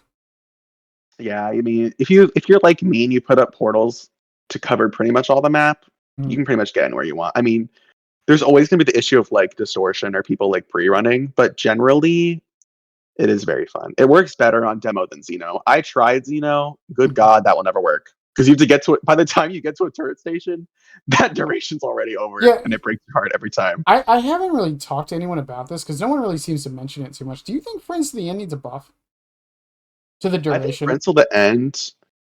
I think it's pretty much fine where it is. I think when it first came out, people were like, "Oh God, this is like way too strong." I think it's fine where it is. I don't know. Personally, I think buffing it to 30 seconds would be fine. Because where's it at right now? Like 15, 20? It's 20 seconds right now. I think 25 would be fine. I think 30. Because, like, and 30, obviously but... I'm not using it on, like, the better killers, but even on, like, Dredge, who can actually use it really well a lot of the time, there's a lot of times when, like, I'll hit them literally, like, a second after it goes away. Yeah, I think, again, like we said before, you have to kind of test that. But I think 30, if you tested it and it was fine, I think it would work well. I think if it was like 60 seconds, it would be ridiculous. Oh, no, but yeah, I think 30, no. Yeah, I heard someone say 60 once, and I was like, what? No. Fucking no. You want make your choice on someone just getting hooked. But no, I think 30 seconds, if it like still felt like avoidable, I think would be fine. I think it would be nice. Well, once again, like I've said this before with Friends to the End, you hook one person and you have to go after a specific other person. So like I think making it like more like 30 seconds would be fine because of that. Because then once you hook them, you don't get that effect until you hook somebody else. Because I think I agree. I think maybe you have to sorry, I see what you're saying. Plus, it's also a perk that discourages tunneling. Yes, we need more perks. Like remember old barbecue? Yeah, I had that for like a month before it got removed. I've said this before. Like tunneling. The problem with tunneling isn't necessarily that there isn't any counters against it. The problem is like. What is the killer's discouragements, or let me rephrase that. What is the killer's encouragement to not tunnel? It's like I hate this word, but tunneling is optimal. I hate it, but it is technically optimal, and I think that I think there needs to be more encouragement to not. I think barbecue was a great way to encourage you not because you got blood points. Yeah. But obviously, since been removed. Yeah, and I think the thing with that, though, is, like, I've heard people, like, saying, we should punish the killer for tunneling. No, that doesn't work. We've tried that, and it clearly doesn't work. Decisive off the record. There's a lot. The thing with, and this is my psychology degree coming out, punishing works to a degree, but you will get much better results from encouraging the behavior you want to see, not discouraging the behavior you don't want to see. Yeah, it's kind of like it's because like the reason I don't tunnel is I think it's just not fun. I mean, like if I didn't care about other Right. people's fun, I probably would just tunnel. Well, because okay, I bring Doom Eternal up because it's one of the most well designed video games ever made. Um, one change they made from Doom 2016 to Doom Eternal was they lowered your ammo count. And the reason they did that was because they wanted you to switch weapons more often. Now, how did they so to encourage an action, they changed some things around, but to also encourage you to use your chainsaw more, which was something that they didn't do in 2016 also because it was more like a power weapon to kill things. I know this is completely off topic of Dead by Daylight, and everyone who hasn't played Doom has no idea what I'm talking about. No, They I have a little cup with like cocoa listening in right now. they, they to encourage you to use your chainsaw more, they gave it so it always has fuel in it to kill smaller enemies, and Oh, it I gives see. you half of your ammo back. So the Oh, gameplay loop they were trying to encourage was okay. If you want your ammo back, you have to run into the fray and chainsaw something. So they're trying to keep you moving and fighting, which is something they already did in the previous game with health, because you get your health back from killing enemies. So instead of discouraging the behavior, instead they encouraged it. Like the discouragement is still there because when you actually stop moving, the enemy's aggression goes up, which is an interesting behind the scenes thing. But they also hmm. encouraged you to keep fighting by making it so the enemies drop all the resources you need. So it's Yeah, I feel like yeah. yeah, and I Sorry, know you're cutting out for me a little bit. yeah, sorry, yeah, and I know Doom is a bit of a far cry from Dead by Daylight. I'm not saying exactly do what they did, but uh, I think like there's something to be learned from that. Just encourage the killer not to follow. That's it. And it Yeah, it can't. kind of reminds me of like Oh, sorry, continue. I was gonna say it can't just be a perk. Like I feel like it has to be base game. There has to be something base game that encourages the killer not to tunnel. Yeah, I would agree. It kind of reminds me of I don't know how familiar you are with like comp DBD. I know Yeah, it's yeah, yeah. bold to bring it up because God, but I kind of like it's very similar to comp where like they encourage not they encourage, but like fresh hooks kind of counts as a different score, and Yeah. you're rewarded for fresh hooks. I feel like there was a way to kind of reward killers for fresh hooks. Mm-hmm. I think that would be I don't know how they would do it, but like I think encouraging splitting pressure would be better Right. in some way, shape, or form. I mean, it's just like they talked about the early game collapse, and like I feel like that's the other thing. It's like killers run all these regression perks. It's like okay, well how? I mean, that's more of a because survivors run a lot of gen perks, but it's like how do we encourage people to not run the gen perks? And it's like, well, you have to slow the game down inherently somehow without it making the survivors feel like the game takes too long. And then it's yeah, it brings up a whole other slew of discussions into it. But It is something I think about because I'm like, I feel like gens, I don't think, I mean, I feel like it's kind of naive to say gens go too fast, but that's pretty much it, kind of what I'm alluding to. But it's hard to balance gen speeds just because, like, I do not want survivors to sit on a gen for like 110 seconds because that is just like mind numbingly boring. right. Um, I did the 50 games of Chucky with no perks and no add-ons. Um, I wasn't doing a win streak or anything. I was just playing 50 games with nothing. Uh, and after the results of that, because I'm doing 50 with the best stuff right now, but with no Mhm. perks, no add-ons, what would you predict was the average match time? I think, well, I did watch all the past podcasts, so I think it was like 12 minutes, right? It's 11 minutes and 2 seconds. 11 minutes. No. That's with me bringing absolutely nothing, no camping, no tunneling. That's honestly like when I heard it the first time, that's kind of shocking to me. I just like I feel like I mean, I guess I've never timed my games, but I feel like games are like quick, I guess. Yeah, and I showed the results on Twitter. The fastest match I had was 6 minutes. That's crazy. The longest I had was 25. I don't want to know what you're doing that 25-minute match. It was on, I believe it was Haddonfield. No, no, no, no. The 6 minutes match was on Haddonfield. I forget about the 25-minute one. The survivors were quote trying, but not really. Um, Trying. Actually, no. I remember it now. They were just hiding most of the match. That's what was happening. Ugh, Yeah, and I had no perks, so like I couldn't find them. that is the worst. When like I get to like a certain point where like I call this the Jackie problem when there's two survivors left, but none of them are on Oh my gens, so I can't kick god. anything from my nowhere to hide, and I'm just like a mad demo just storming through the halls like mad. I can't find Yeah. anyone. I remember about a year ago I was playing a match and it was 4 bills and I had Lethal Pursuer and saw all 4 of them hop into a locker at the beginning of the match. I found one and then like shit hit the fan. At the end of the match I was like, "What were you guys doing?" And they were like, "We were playing locker roulette." Like, "Oh, that's that's interesting." If I didn't Reminds me have of this. lethal though, I would have never found any of them. That is so funny. Um because that's the thing. Technically speaking, if the survivors hide well enough, because I know people talk about like killers holding the game hostage, um, with like bleeding out. I'm not saying this is equivalent, but like in theory, if the survivors hide well enough, they can technically hold the game hostage. Yeah, there was this one time. This is the only time I've ever stream sniped someone Uh huh. where I was playing demo on Midwich. I didn't camp, I didn't tunnel. I think I had like 2 gen regression. I was playing like a basic game. And these people were they were not very good. And so it was a streamer, and I think it was his like 3 friends. I think it was like a Swift. And so I kid you not, was looking for these people for 15 minutes on Midwich.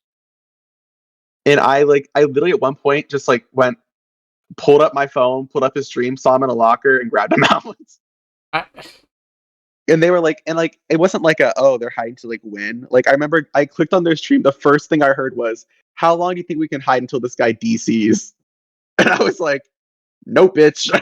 I found that guy I've heard because people. like it's just so unfair. I mean, people have tried this against me, and it's like, I'm a very patient person. I am extremely patient. I'm also petty sometimes. Oh, I'm a little bit petty. But well, okay, I've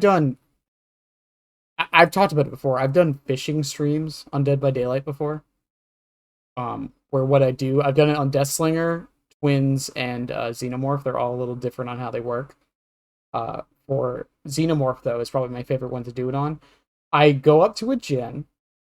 That's at least 50% done. I hit it with Dragon's Grip, and then I hide in the tunnel. That's all I So do. you see those sweet, sweet, sweet little footsteps. Yeah, that's all I do all match. I don't try to win. I will literally sit there, and then if it goes on cooldown and no one touches the gen, I'll wait for the cooldown. Do it again. I don't know. That is fun. Once again, I'm very patient, and it's fun to me. There are minds when people are like, "Bro, fucking Dragon's Grip and Xenomorph is busted," and that's all people were talking about when he first dropped a little bit. It's not busted. It's not busted. They were like, "It's crazy," and I tried it, and I was like, "Eh." Yeah, it's actually okay on Sadako. Yeah, I could see that. I feel like it would be good on like a Skull Merchant with like Insidious because she's so. I think it do like a quiet killer. Yeah, where you just sit there with Insidious. but my point is, I'm very patient, but I've had people try to wait me out like that. And I'm like, bro, I'm not. You have no idea. I was in the military, man. Sometimes we had to stare at walls for 4 hours. Okay, I've done worse. Yeah, it's like when a killer bleeds me out, and like I did it today, where like this blight, I don't know what he was on, but he was not very happy, and so he like bled me out for like 4 minutes in endgame, just like WSing me over and over again. I literally was like, okay, I muted my game, pulled up Netflix, and watched like an episode of TV while I bled out. Like I don't care. I wouldn't even do that. I literally just just sit there. I don't know if that makes me an insane person, but like yeah, I can. I've talked about this because I think like I am inherently boring, which means boring stuff doesn't affect me. I think it's inherently boring's a little harsh, but well, because like I said in Rainbow Six Siege, I don't touch a gun most of the time. I'm on cameras. Like I find that very fun. In Dead by Daylight, I will do fishing streams where I literally don't move for minutes at a time, and I find that fun. Yeah, whatever brings you joy. It's like that one girl. You're just like, does this shirt bring you joy? And they go, yes, and they keep it. You know. Yeah, and people I mean, I guess. I mean, it's like with Chucky. It's like slice and dice hits are cool and all, right? But like the thing I enjoy the most about him is the mind games you can do. I love the idea of a killer that like changes the Yeah, fundamentals. I just like whenever I play Tiffany, I Mhm. just love flicking. I just love flicking. Yeah, I like flicking too, but like my point is like what I enjoy the most about the killer is the shortness and the stealth play. That's what I love about him. Um, of course, I can't make clips about that and have people like it, so I have to go for slice and dice hits.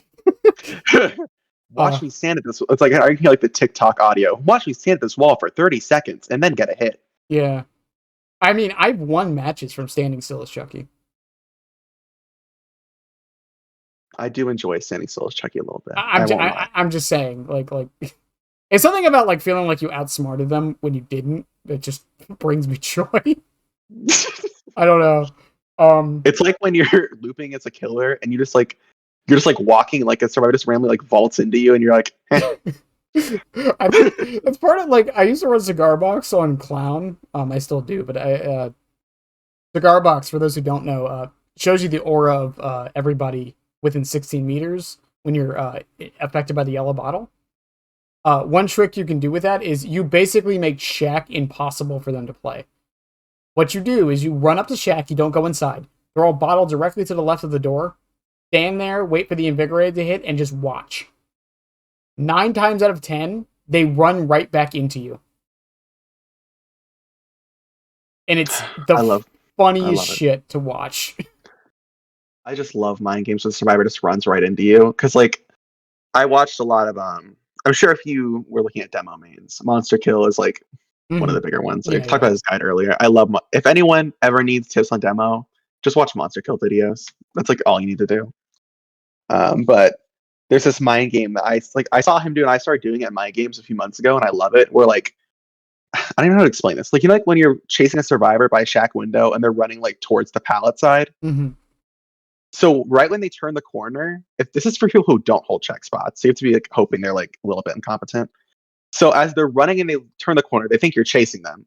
So all you do is just moonwalk, hide your red stain back into shack, and then they just run into you. And it is the like it's my favorite thing ever. I love doing it. You see, you mentioned the check spots. You would be surprised. It's funny. I noticed that there's like this bell curve of like survivors that like wait. I've noticed that like new players don't wait, No, they and then just run. as their skill goes up, they'll start to hold check spots more often. And then there's like this downward spiral of they have realized how good they are at like just predicting the killer. They stop holding them, um, which is just really funny to me. Because I've said like the best way to like if you're going up against like a survivor who's like absolutely destroying you in chase, um, stop mind gaming, and I Oh guarantee yeah. you will get to them faster because they will not expect you to stop mind gaming. They're expecting it. They know how to play against it. Um, and some could argue, well, it's brute forcing it, and you know it's not guaranteed. It's not, but after you vet the survivor a little bit, you'll know. But yeah, just stop mind gaming as much as you do if you're going up against a very good survivor. It's a problem I have a lot sometimes. I kind of like I guess bringing that up, it kind of reminded me of like you talking about like hey just like stand still as Chucky. Mm-hmm.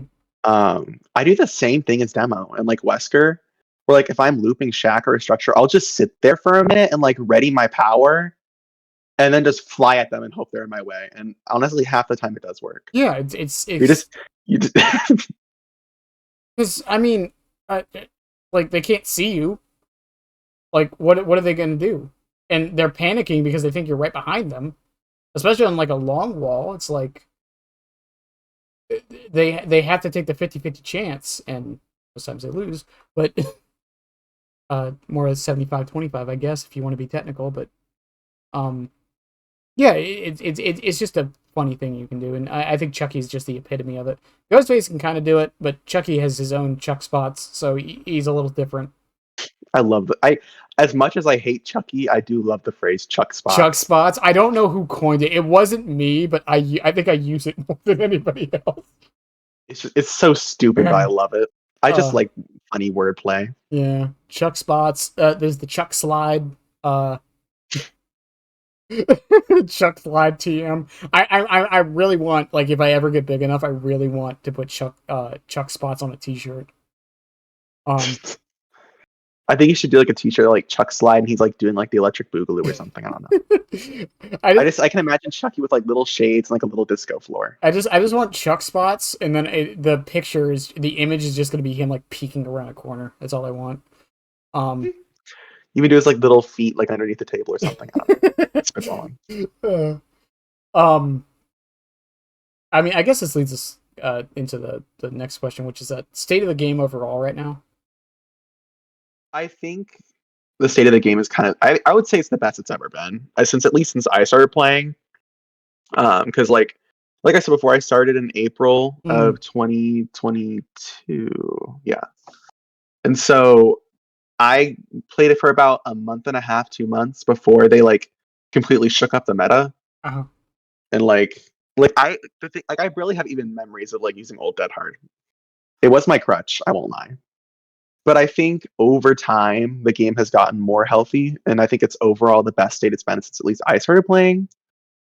It's I think there's annoying things. Obviously, there's always going to be annoying aspects, but I think overall it's the best state it's been in. once again, I say this a lot, but like almost everyone that's come on to this podcast has said that basically that exact same thing, and I don't mean that as a criticism. It's just like, meanwhile, though, if I go on Twitter or check some of the seedier parts of YouTube or the forums or Reddit, you would think this game is like in the worst place it's ever been of all time. No, it's crazy. I just like because like I think it also helps that I play both sides 50-50. Like I play both sides like almost 50-50 equally. So like I can tell when things are like I don't know. I just like I have both side perspectives. I think there's a lot of things where, like I see it a lot on like the Reddit or like Twitter where it's like, oh, they're nerfing survivors again this patch. And it's like, well, you also don't see all the killer nerfs they did. It's just I feel like I don't know, people like to be negative as well. But Well, I mean, I think it's also the experience. yeah, When you have like enough hours in this game, you know, things don't bother you as much. yeah. Either. Plus, I mean, negativity bias and all that stuff. Humans remember negative things more than positive, and Yeah, like I don't care what anyone says. The eruption meta was the dead. Like that was the worst period in the game for me. I think even most killers agreed it was, but it worked. Yeah, that's the problem. Is it was very easy to win with it. But like, I just feel like as the game could never get that bad again. So whatever happens is it's at least an upward trend. Well, and back to the whole encouraging people not to tunnel. I think that's another thing. I've talked about this for a while too. It's like people are always like, why is everyone running the meta? Why is everyone trying to win all the time? And people like to blame SBMM. And don't get me wrong, it's part of the problem. Not that I've said my opinions on skill-based matchmaking. I personally just don't give a fuck. But yeah, I never played without MMR SBM. I never played without it. Yeah, so like I don't really care personally, but I know a lot of people have strong opinions on every game with it. But the thing is, at the end of the day, SBMM shouldn't change your mentality for playing the game. If you want to play for fun, and you're winning most of your matches while playing for fun, you should probably be playing against people who are at the same skill level as you. I know this is a complicated. I know this is a complicated topic because sometimes be like, "Well, I just want to chill out." It's like, okay, then just chill out. Yeah, but then I'll lose. You can't have both. Yeah, it reminds me a lot of like. There's a lot of people like. There's streamers I've faced as demo where they're like, after the match, like, oh, I just want to face a baby killer. I'm like, I mean, I guess if you want to face people who have experience, I guess that's like your own. You're like, I guess you're not like you're entitled to that, but like if that's what you want, whatever. Right. But like I personally, I hate matches where it's a steamroll either way. I think the most fun games are where it's kind of like tug of war, where like I win just by the hair. I think it's more rewarding than like, oh, I just like got like 4 people with like 20 hours and I won very easily at 5 gens. Like it's just not. entertaining. Yeah, and I've had people bring up the argument because I was talking about how with the 50 add-on thing, where like my average match was 11 minutes. I've had a few people be like, "Well, it's just because your MMR isn't high." My average kill rate was 2. It was 2.5 actually. I got a lot of 4Ks during that. Like, and then now I'm doing like the best stuff, and it's like I'm getting a lot of 4Ks doing this. I get a lot of 4Ks all the time. How many, like, what do I have to do to prove that would be my dogs playing? What do I have to do to like prove prove that like I'm not just like going against baby players? You know what I mean? Yeah, it's always going to be something like that because, like, I mean, I've seen a lot like online too, where you have like these like DBD YouTubers who, I mean, I'm not going to name names. Some people are kind of insufferable, but whatever. There's a lot of them where it's like, especially survivors, like people who main Survivor and do like videos on that, Mm-hmm. where they're like facing baby killers and they're like, and like the video is kind of like, look at me wreck this guy, and it's like some baby demo who just installed the game who doesn't even know how a shred works. It's Yeah, like, yeah. I'm there's just working. I'm working on a video on like why I'm not the biggest fan of Survivor content, and that's part of it. yeah, I mean, it's the same way with like killers where they're like, look at how I 4K'd this 4P100 squad, and they're playing like Blight running the 2 best Allens with 4 slowdowns and tunneling at 5 gens on like Shelter Woods, and I'm like, okay, I'm there's always going to be it on both sides, Yeah, but I've never at least since I started doing the commentary stuff, I haven't really released like a gameplay video. Um because they're usually not very interesting in my opinion to watch unless like I title it something like that or something like that happens. I think tomorrow is actually going to be my first one, and just because it was okay, I'm going to describe this right now. I was playing Hillbilly on RPD against not good. against a flashbang squad. Um And no. It was fun. There was no salt between either of us, and this is why. At the end of the match, I ended up downing somebody. I put them on hook. I camped them for like a little bit because it was in game. The doors were open. Um, 2 people came to save. I downed one person. The other person didn't get through the downing animation or the unhooking animation. I downed them. Another survivor came by. And I chased them off. One of the ones I downed had unbreakable, got them up. I got to the last guy. The hook was saboed prior to, so there was no hook to put him on. Jesus. and then I chased them to the exit gate. I got one of them down. They were able to crawl out because it was like an inch off. I hit around the corner. One other person came over. I downed them. Steve came by and did a flashbang and missed the flashbang, so I killed that person. Then I was able to get Steve by the hair at the door and down him. It was so good. It's just like, There are like games like that where it's just like whack-a-mole and it is the most fun match. yeah, and it's like I don't like there was no vitriol at the end of the match. We all said GG and we're like that was fucking insane. Like it was great. Um I think the worst was I said was like it's still not fun to play Billy on RPD. That's all I said. Um No, I mean, is anyone gonna flame me for that one? yeah.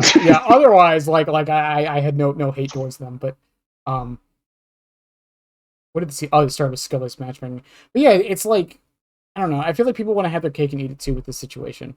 It's like you want these fun matches where like you're going against killers and survivors you can just like mess around with, but you also want to win. And Yeah, for me, it's like I don't know. I like enjoying the game. I mean, the only thing that really makes me mad in this game is when I lose because I'm like 1 pip away and I lose like a pip and I'm like annoyed about it. mhm. That's like the most angry I get is because I first of all depipping should be illegal, but that's another topic for another day.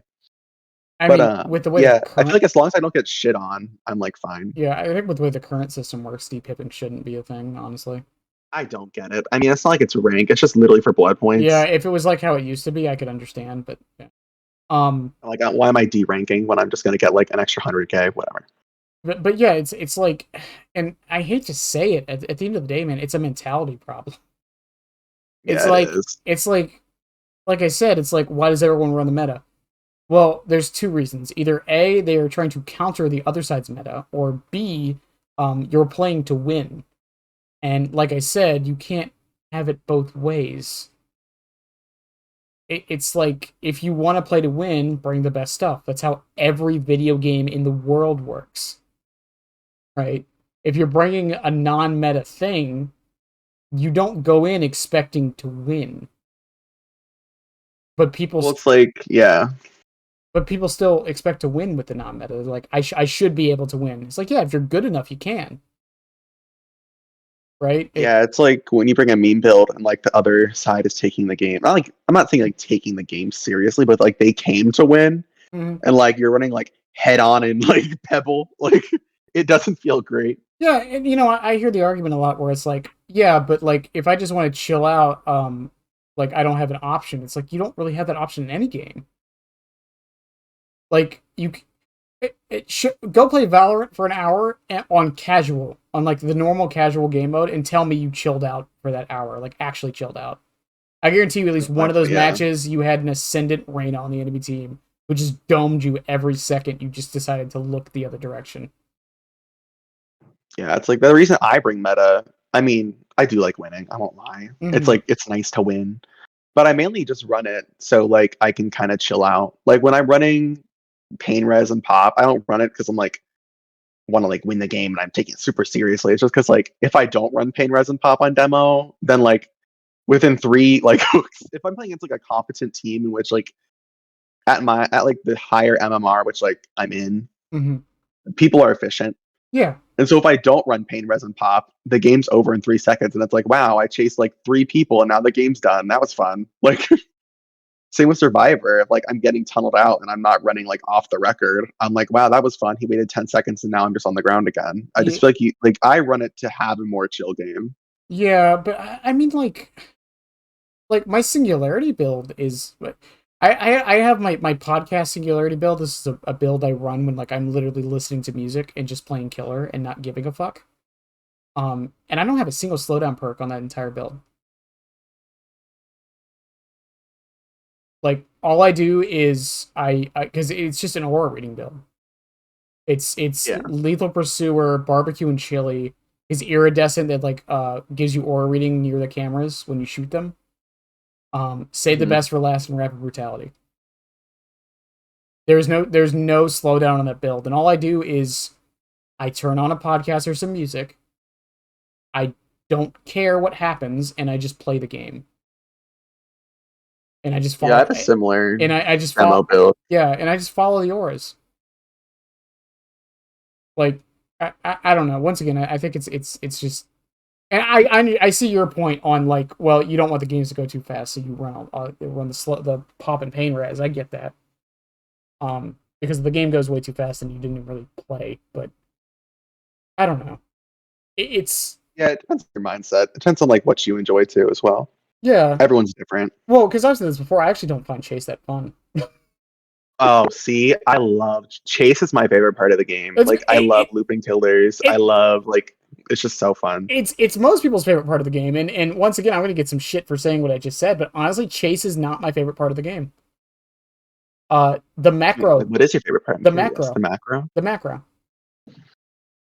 That is my favorite part I'm of the ass game. at macro. Is the macro. I'm ass at macro sometimes. I don't even know what macro is. That's the problem. Knowing where I mean, I everyone get what it is, is, yeah, but yeah. yeah, knowing where everyone is, knowing exactly what to. It's situational awareness, basically. Yeah, I And guess I do have that, but I don't know. I just like chasing people. If I have fun chases, I enjoyed the game. yeah, because what's I talked about this earlier, where it's like I'm a very boring person. Like my idea of fun would be looking at charts and being like, here's what you do. I think you just want to be Big Brother. Yeah, that's exactly what it is. I'm moving to the UK. All right. You're pulling a 1984. We'll never see the fake Bennett again. Yeah, and I think it's funny too because I main a killer who's known for being very good at chases, and yet I'm not the biggest fan of them. It's funny. Well, like Singularity is like people told me this when he came out. Singularity should be like the perfect killer for me, and he's my secondary main, but like I don't know. It's just he still doesn't scratch that itch fully for me. Same. I With, see what you're saying. same I with think, yeah, I see. yeah, same with Knight, but yeah, like back to state of the game. It's like we still have our outliers, obviously. Buckle up, for the people. At the moment on killer side, it's Pain Res and Grim Embrace. Yeah, it's. I Or mean, that's always not going to be Pain a thing. Res, Yeah. not Pain Res. Dead Man Switch. Dead Man Switch. Yeah. And then That's the thing. It's like, well, always going to be a thing. It's always going to be something people don't like. Yeah, and then it comes to the question of, is it overpowered or is it just everything else is bad? Right? It's like Pop Goes the Weasel and Pain Res. Are they really that good, or is every other regression perk just bad? Yeah, it's kind of like the Grim Embrace Deadmans. I think it's like, I mean, I don't know. I think people are kind of. I think it does need to be looked at. I don't think it's like the biggest issue because when someone gets hooked, you know what I do? I get off a gen and wait for Grim Embrace. But I think there's always going to be something. It's like I would rather deal. Not saying that For the People Buckle Up is something I want in the game. I do want it kind of gone. My friends love to tell me that it's like, oh, you should just hit them before they do it. I'm like, well, actually, but I digress. But I feel like, I mean, before I played, I never experienced it, but like there's like insta heals where you could pop like a syringe on someone who's downed and they were instantly like healthy. Like I feel like, I mean, there are still annoying combos that are maybe too strong or overtuned, but at the end of the day, they're still not as bad as what there was once in the game. Yeah, of course. I mean, Old Dead Hard is the best example. Yeah, all dead hard. You literally just press a button and got like 2 meters of distance. I will take 1,000,000 For the People Buckle Ups before I have to deal with one more of the Old Dead Hards. Well, it's the same way like before the people buckle up. Yes, it is annoying. But do you know how easy it is to wait for them to go like medium vault a window and just grab them? Yeah, I did it last night. I have a clip of Like, me doing it all last the night. time. You just wait it out. You either wait it out, you grab them off a window, grab them off a pallet. Like it's really not that bad. I mean, it's still. I think the only like complaint I get about it is like an end game. If like someone goes down to exit gate and it's like 4 people buckle up, it's like, oh well, they're both gone, which is I think is unfair to a degree. But overall, I think it's not a skill issue, but like it's kind of a skill issue. I'm gonna get a lot of hate for this. I don't think endurance should work in in-game at all. Endurance. Oh, endurance. Yeah, I think. I mean, I see what you're saying. Yeah. Yeah. I mean, I think it's more nuanced than that, but I also agree. Yeah, like I think once the gates are open, at least. Like like maybe not when they're powered, but like when they're open. Yeah, I agree. Because I mean, we've already disabled so much in game. Like, why not just add that to the list? Just throw it on there. Yeah.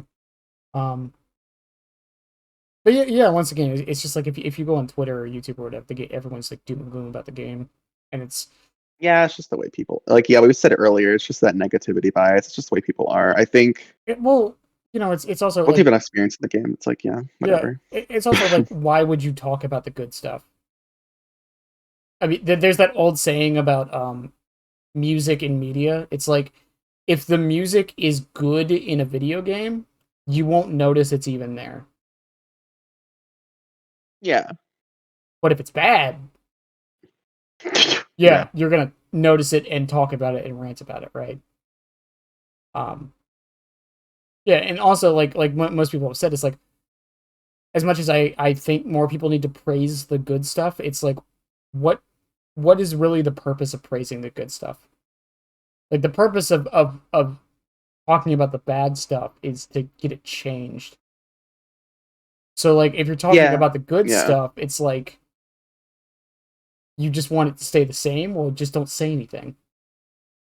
Yeah, I think it's naive to be like, oh, everything's negative, or like, it's kind of like I've seen like with people's like titles of videos where it's like, oh, just because like I'm critiquing like essentially Lights Out, just because I'm saying Lights Out wasn't the best mode, and like overall I didn't like Lights Out. I thought it was kind of mid.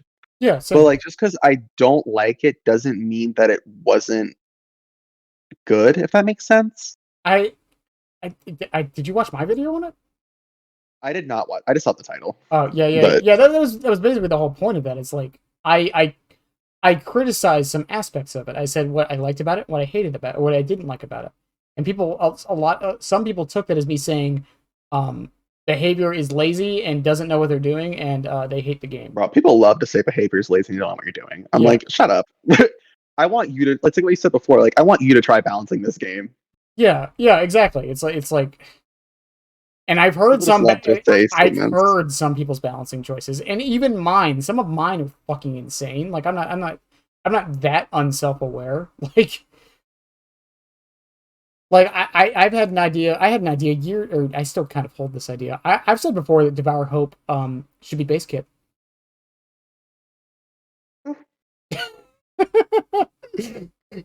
let me That is, in fact, a take. let me expand that.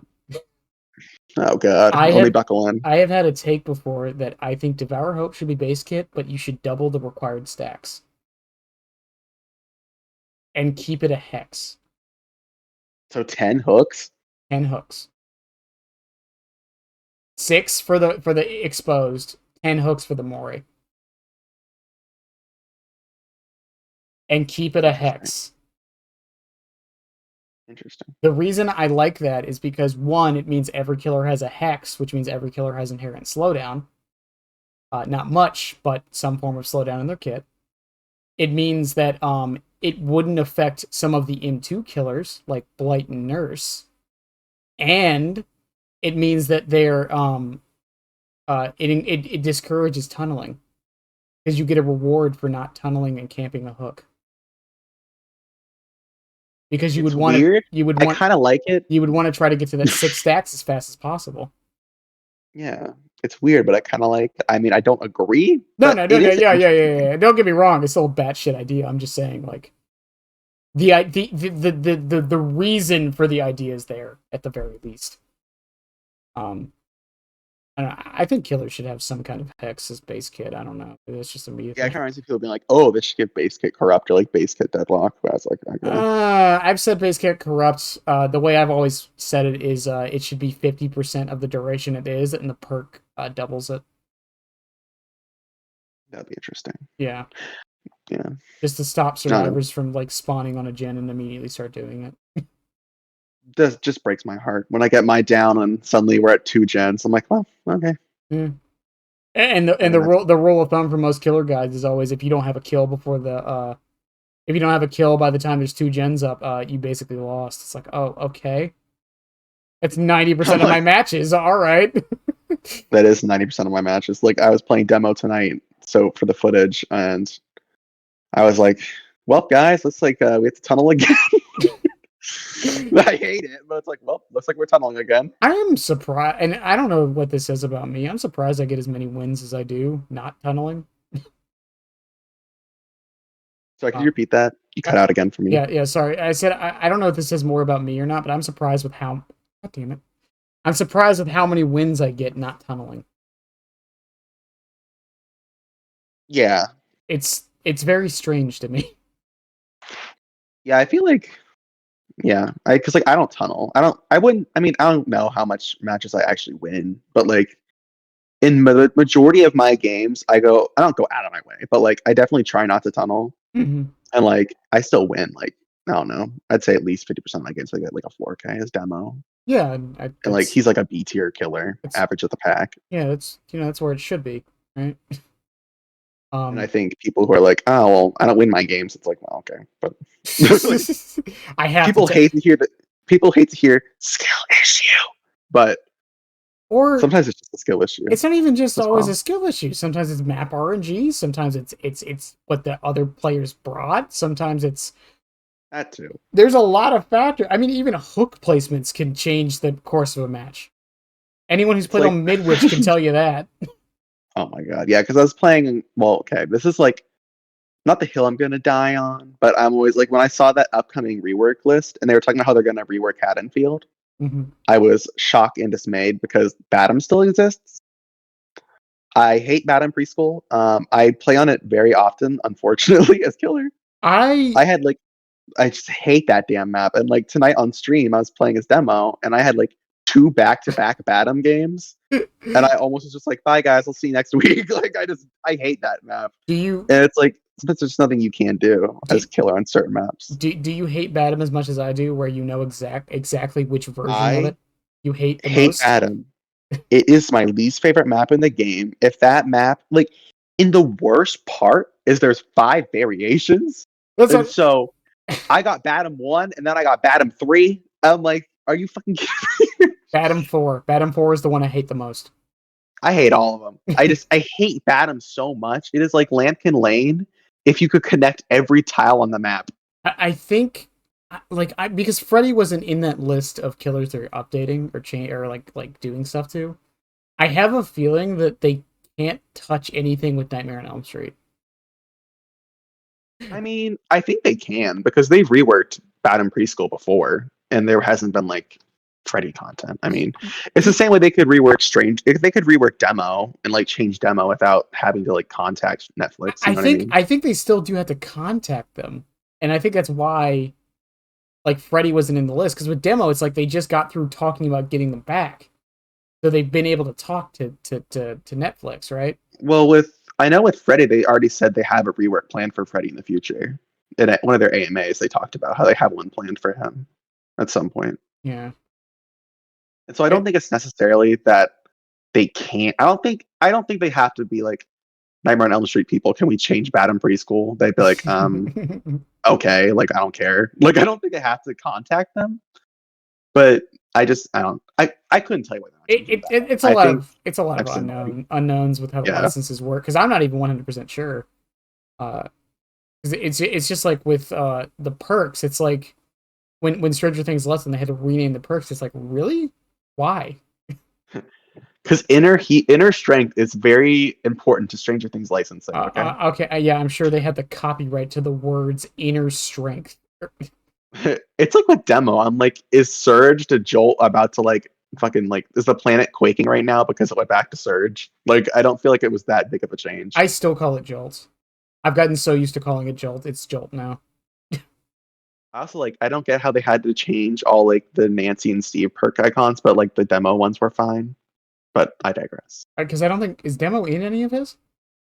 No, but like they didn't even change kinship. It had like radios in it. Oh. Huh. Or I guess camaraderie now or whatever. Yeah. It's funny. I always thought that perk icon was two like stacks of or two like logs hitting each other. That's what I always thought it was. I'm actually gonna pull up the icon because I can't remember what I used to think it was, but like it was something weird. I'll have to look at it. It's like a Call of Brine. It's Onryo's eye. I used to think it was just a bamboo stock. I always thought that was actually someone's eye. I'll admit I never fell for that one, but camaraderie I definitely fell for it. There was one I really did fall for where I was like, what? It's not that Sloppy Butcher. Okay, do you know Fallout?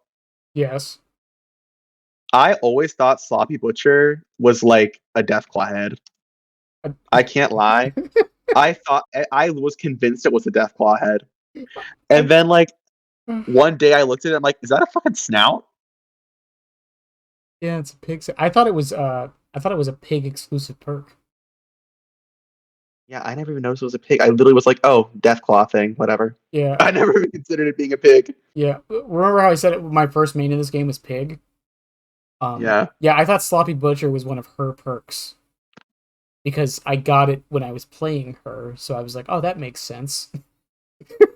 Yeah. I thought there was before I got Stranger Things, I knew about it. I thought like This Is Not Happening was a Nancy perk. I thought like Resilience was a Nancy perk. I had no idea what anything was. I mean, This Is Not Happening kind of makes sense for Nancy, to be honest. Well, like it even kind of looks like her, like a little bit. Like it looks like generic like white girl. So I was like, gotta be Nancy. It's Meg, I think. Is it really? I think it's supposed to be Meg. Let me see. I have to look at it. I don't know. So some of those I can see this Meg, but like I literally thought that was Nancy. I was like, yeah, that's a Nancy perk. I was like, yep. So the Fortnite thing from the other day where someone was like, it's Kate Denson. It's like, no, it's just a blonde girl with a microphone. Taylor Swift is over here like fucking like the disrespects.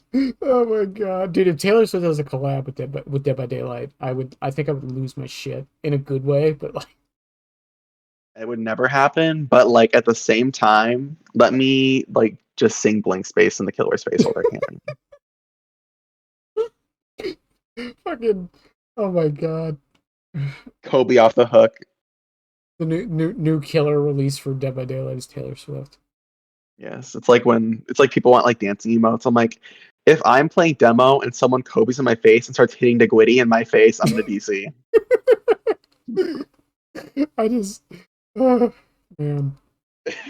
And there's some things that just shouldn't happen. I think the one someone brought up to me, Jack Black was like talking to somebody in an interview, and they brought up that Nicolas Cage was in Dead by Daylight, and Jack Black was like, "Oh, that's so cool! I would love to do it too." And like everyone, like I've heard a few people be like, "Jack Black's the next Survivor." Like, okay, first off, guys, it would take a while, and second off, yes, but can we not keep thinking it's Jack Black, please? I mean, okay, I won't lie. I didn't like the Nicolas Cage collab. It was whatever. I don't really like Nicolas Cage. I think it's weird they put a real person in, but Jack Black is too far. I think it's one of those things where it's just like the idea is so insane that it like I don't know. I liked it, but I'm also a Nicolas Cage fan, so of course I liked it. Yeah, I mean, yeah, I was just like, that's like I remember seeing it leaked and being like, oh, that's stupid. And then I saw it was confirmed. I'm like, oh, that's really stupid. Like, it's just like not even like oh, it's fun. Like, I was just like, that's stupid. I just like, I'm not the like the audience for it. I was not the intended audience. I mean, yeah, I mean, I grew up on Nicolas Cage movies, and if you haven't seen Face Off, watch Face Off. I'll admit the only Nicolas Cage film I've seen is like National Treasure, National Treasure 2, Back to Treasure, whatever it's called. Watch Face Off. Watch The Wicker Man. He's the only reason that movie is any good. The Wicker Man? Is he like building furniture? No, The Wicker Man is about it's about a cult of how do I explain this? Basically, Nicolas Cage's daughter is dead. And we're starting off dramatic. Yeah, he goes to an island where where the mother of the daughter is, to try and figure out what happened, and it turns out that she's actually part of like a cult of like it's like a woman-dominated island. I kind of like that. I kind of like that for her. Yeah, and it's just so fun. Nicolas Cage is just the only reason that movie is good. Look, legitimately, it's such a slow-paced bad movie, but like him existing makes it better. I feel like there's some movies like this. I can't think of an example right now because, of course, I can't. But there's definitely films and movies where I'm like, wow, that one actor really saved that. I can't think of one offhand. Other than that, but it's kind of like, okay, before we're not going to bring up the drama here, but Nicki Minaj, there's a lot of songs where like, if she wasn't in this song would have been terrible. Mm-hmm. She saved it. There's a lot of artist collabs where I'm like, if they weren't in this song would not be good. Yeah, and I mean, it is the case for a lot of media. It's like, that's why, that's why, like, I mean, everyone can talk shit about Illumination. They still make a bunch of money. That's why they always get like big name actors. That's why Chris Pratt was Mario. Like, God, if I ever to see another piece of Minions media. It's funny to me though with the casting for the Mario movie because I was fine with every single other cast. Like Charlie Day as Luigi, that's great. I love that. Jack Black as Bowser, love it. That makes sense. Jack Black as Bowser just makes sense. Yeah, even Seth Rogen as Donkey Kong. It's like, yeah, it's a little ridiculous, but I actually kind of love it.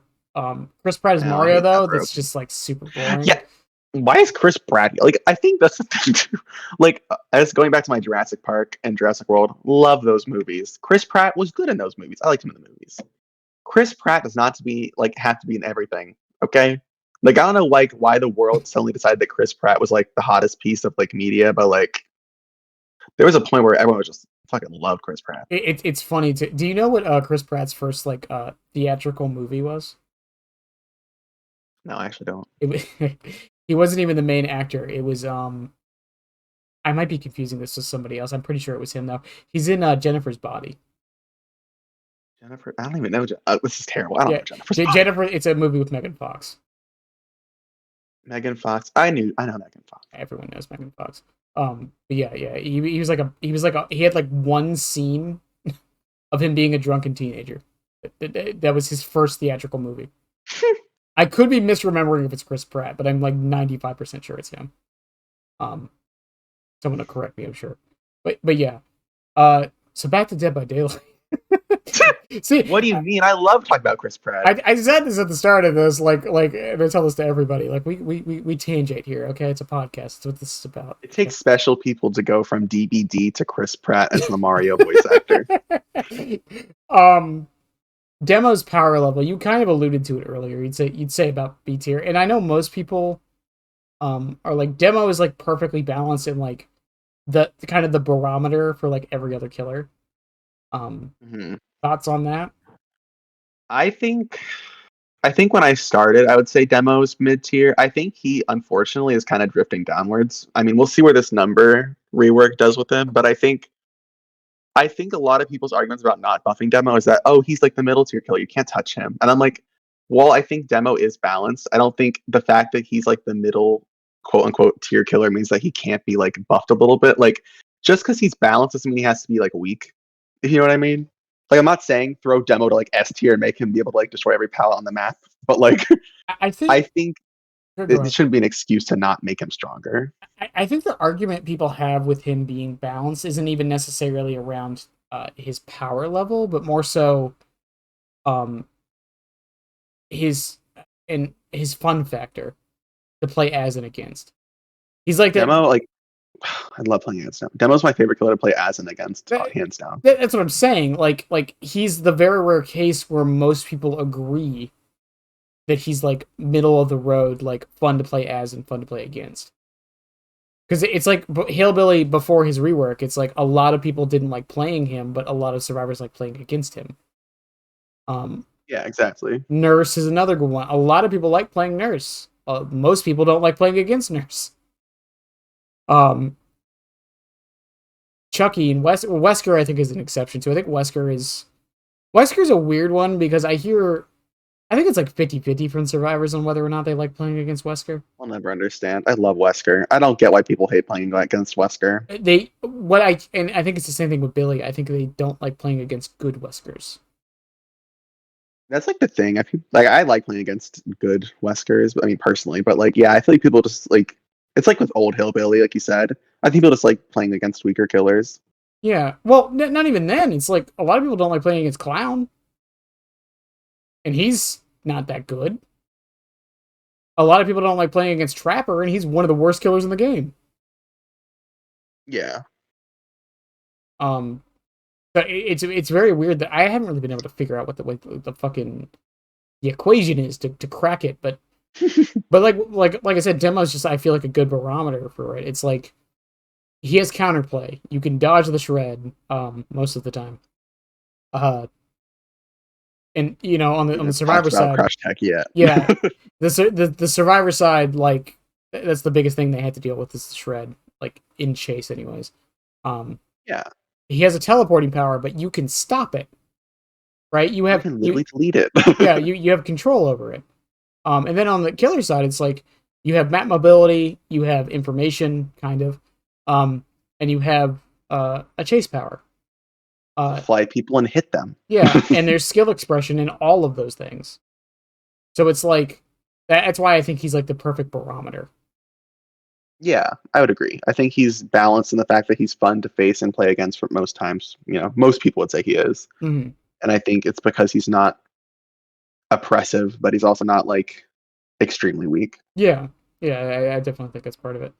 Well, because I mean, the Which I think, complaint for Chucky right now is like camper is a guaranteed hit, which is true most of the time. Um, but it's like I don't hear anyone complain about slice and dice, like on its yeah, I own. don't hate Slice and Dice on its own. Overall, I mean, I think overall, not to deviate too far, but yeah, Chucky, I'm like, eh. I feel like it's kind of like what I've seen people echo on Twitter, where it's like, it does feel like 20 seconds guaranteed hit, 20 seconds guaranteed hit for me, at least if they're decent. I think a Yeah, lot of the times, other killers too, it's like, just like they missed the power not because you did anything special, but because they like messed up.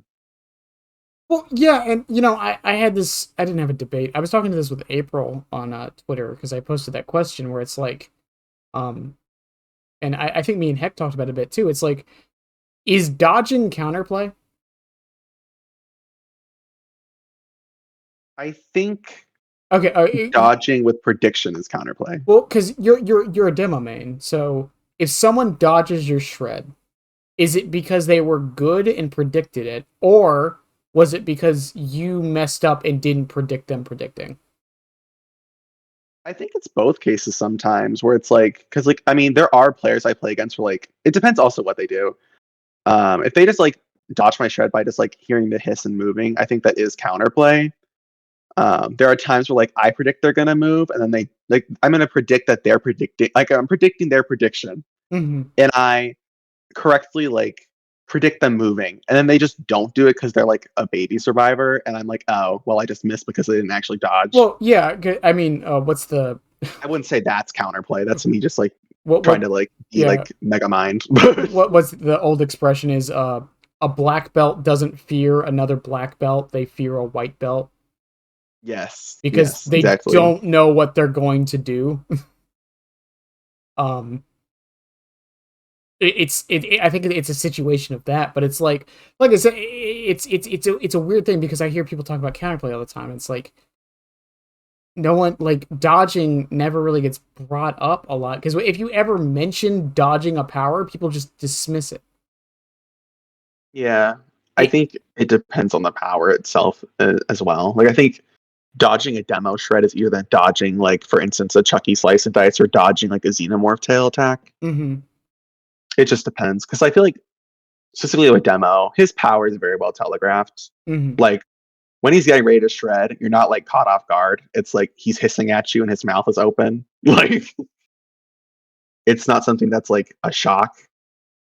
But it's like Xenomorph tail, which as a also a Xeno main, it's harder to dodge that power just because like the windup is like 0.5 seconds or something. It's like almost instant, Yeah, and you can also drag it. You can't like drag a demo shred, that would be insane. so Make it an that would be add-on. Make it terrifying. an add-on. I Let's mean, go. yeah. Have you ever Um, seen Coup demo? That's something you should look into if you haven't seen that I before on have. the PTB for twins. Yeah, that Coup demo. If anyone watching this hasn't seen Coup demo, you haven't lived Yeah, for those who because don't, that bitch halfway across the map. for those who don't know, when Coup was on PTB, it was 100% increase to your launch range. Yeah, and it didn't impact, or it also worked on M2s, Yeah. so it was crazy. Um. Fuck yeah, it was so fun. That shit was beautiful. I watched a pig go around a car 3 times in ambush. Could you imagine Heck that, would cry tears of gold. bro? If that was in the game right now with Wesker. Oh god, that bitch would put on walkie Oh my god, he could do across the map. he could do it twice too. You would like go past. You would literally fly across the map. It would be Oh beautiful. It would be horrifying, but it would be beautiful. man, that would be amazing. But yeah, it's like I said, it's just a hard thing to gauge, and getting off the topic of dodging, but it's like you can't predict how people will enjoy playing against something, and I do think it also comes down to a lot of people are just being hyperbolic. Um, Yeah, and I think another problem, like I think I've said this before with like Billy. I think the bigger problem isn't that people don't like going against New Billy. I think they don't like only going against New Billy. yeah. I think. I mean, yeah. It's always the oversaturation. Like But people, I call it Wesker weeks when yes, Wesker first dropped. yes, uh-huh. And you faced Wesker for 3 weeks. I personally was having the best time of my life. I loved facing Wesker. I still love facing Wesker. I can get 5 in a row and never complain. Well, But like a lot of people are like Weskers all the time, and even now you get Wesker still commonly. People are like, "Ugh, I hate Wesker. I'm well, sick of him." Like I, I don't know. I've said it before. It's like behavior can't win because if they make a good killer that people enjoy playing, they still lose or playing as and against. Like Wesker, like I said, Wesker's a good example because if it's a killer that killers like playing and survivors like playing against, then it's going to have a high pick rate, and then survivors are going to start hating it. Yeah, I always said that. Like I think map. Well, I think map repeat prevention is like fine. I don't think it's a bad thing. Mm-hmm. I would have much preferred killer repeat prevention. There's a lot of problems with killer repeat There's a prevention. lot of problems with it, but like if it was like a magical world where I had to choose between the two and it would be perfectly fine either way, I would choose killer repeat prevention. I think like like adding incentives to play other killers is really what we need. Um, I would agree. I think that would be good. because I mean, I would be living as a demo. I'd be living. Well, not even just like a simple like increases BP for lower played killers, but just like because the dailies kind of do that, but like it's maybe one match. Like maybe Yeah. like killer mastery of some kind. That's not just the Yeah. prestige Yeah. system that like actually makes you play them. Um, like maybe you get a charm for like hitting a certain amount of demo shreds, or Like, imagine this, a profile pic or banner. oh yeah, that It's would almost be. like we can tie in a current system that isn't being properly utilized. Oh wait. I'm just like I don't know the whole killer like oversaturation like because you could also argue it's power level thing because it's like it's not like you're seeing a million trappers everywhere. Um, Yeah, literally. but is it just because he's weak or is it also because he's not fun to play? Because I think if a killer is weak but fun to play, they would overcome that whole not being played as much. You know what I mean?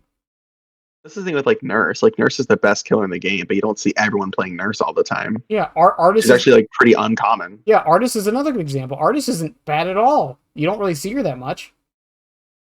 It's just like stuff is more fun. Like Demo. I mean Demo. He's definitely not like Nurse level strength, but like I play him because he's fun and I like Stranger Things. I'm not gonna like. I wouldn't drop Demo tomorrow if he like became weaker. I mean, well, I don't know, but you know what I mean. Yeah. Hey, I stuck with my boy after the nerf. Okay. I'd never drop the Gorgon. My baby stays The forever. Gorgon. I have so many Demo nicknames: Demo Goo Goo, Demo Puppy, Demo. I have many names. I call him Greg. Many. Well, I don't know about that one, but I call because of the meme when Stranger Things was I, like coming out and everyone did like the new killer Greg and it's just Demo with the fucking glasses on. girl, I literally have that. I have that as like one of my because like on Twitter, the people always have like the funny responses. Like I made like a compilation of my funny responses, like a little album on my phone, and one of them is Greg. I love Greg. I love him so much. Greg from the Was it pop. Greg Gruncy or Grency or something? It's Yeah, like yeah, Greg Deb Harrington, Seb from Harrington. from the popular TV show Regular Stuff. Yeah, poor Greg. Oh man, yeah. So it's a power level for demo though. You would say mid though, like I would maybe say mid to lower B tier. okay. And this is accounting for like if everyone's running the same build, whatnot. As far as like pop pain res, Yeah, if uh, it's like raw strength, no like base kit, it would be like middle B, yeah, lower B. yeah. I would say trending towards lower B. Who would you say is like right above demo? Let me look at my killer roster on my game. I have to like think about this. I've seen Nemesis put right above Demo. I wouldn't agree. I think Nemesis. I don't know.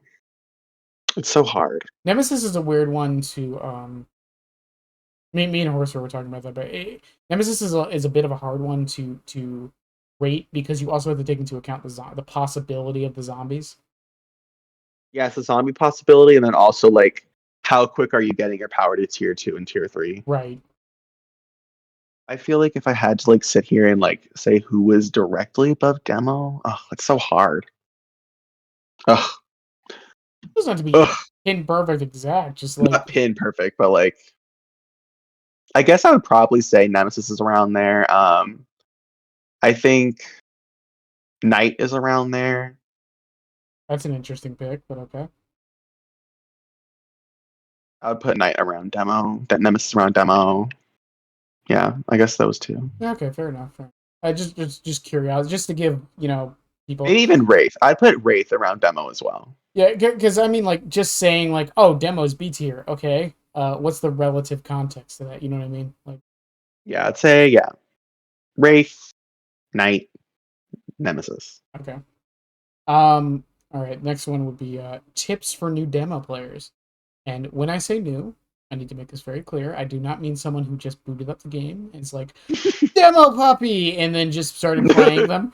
I mean, someone who has 400 hours said demo puppy and then started playing them. Yeah, Stranger Things came back and they're like, I want to play this killer. I would say the best way to learn Demo's power is to actually use it. Mm-hmm.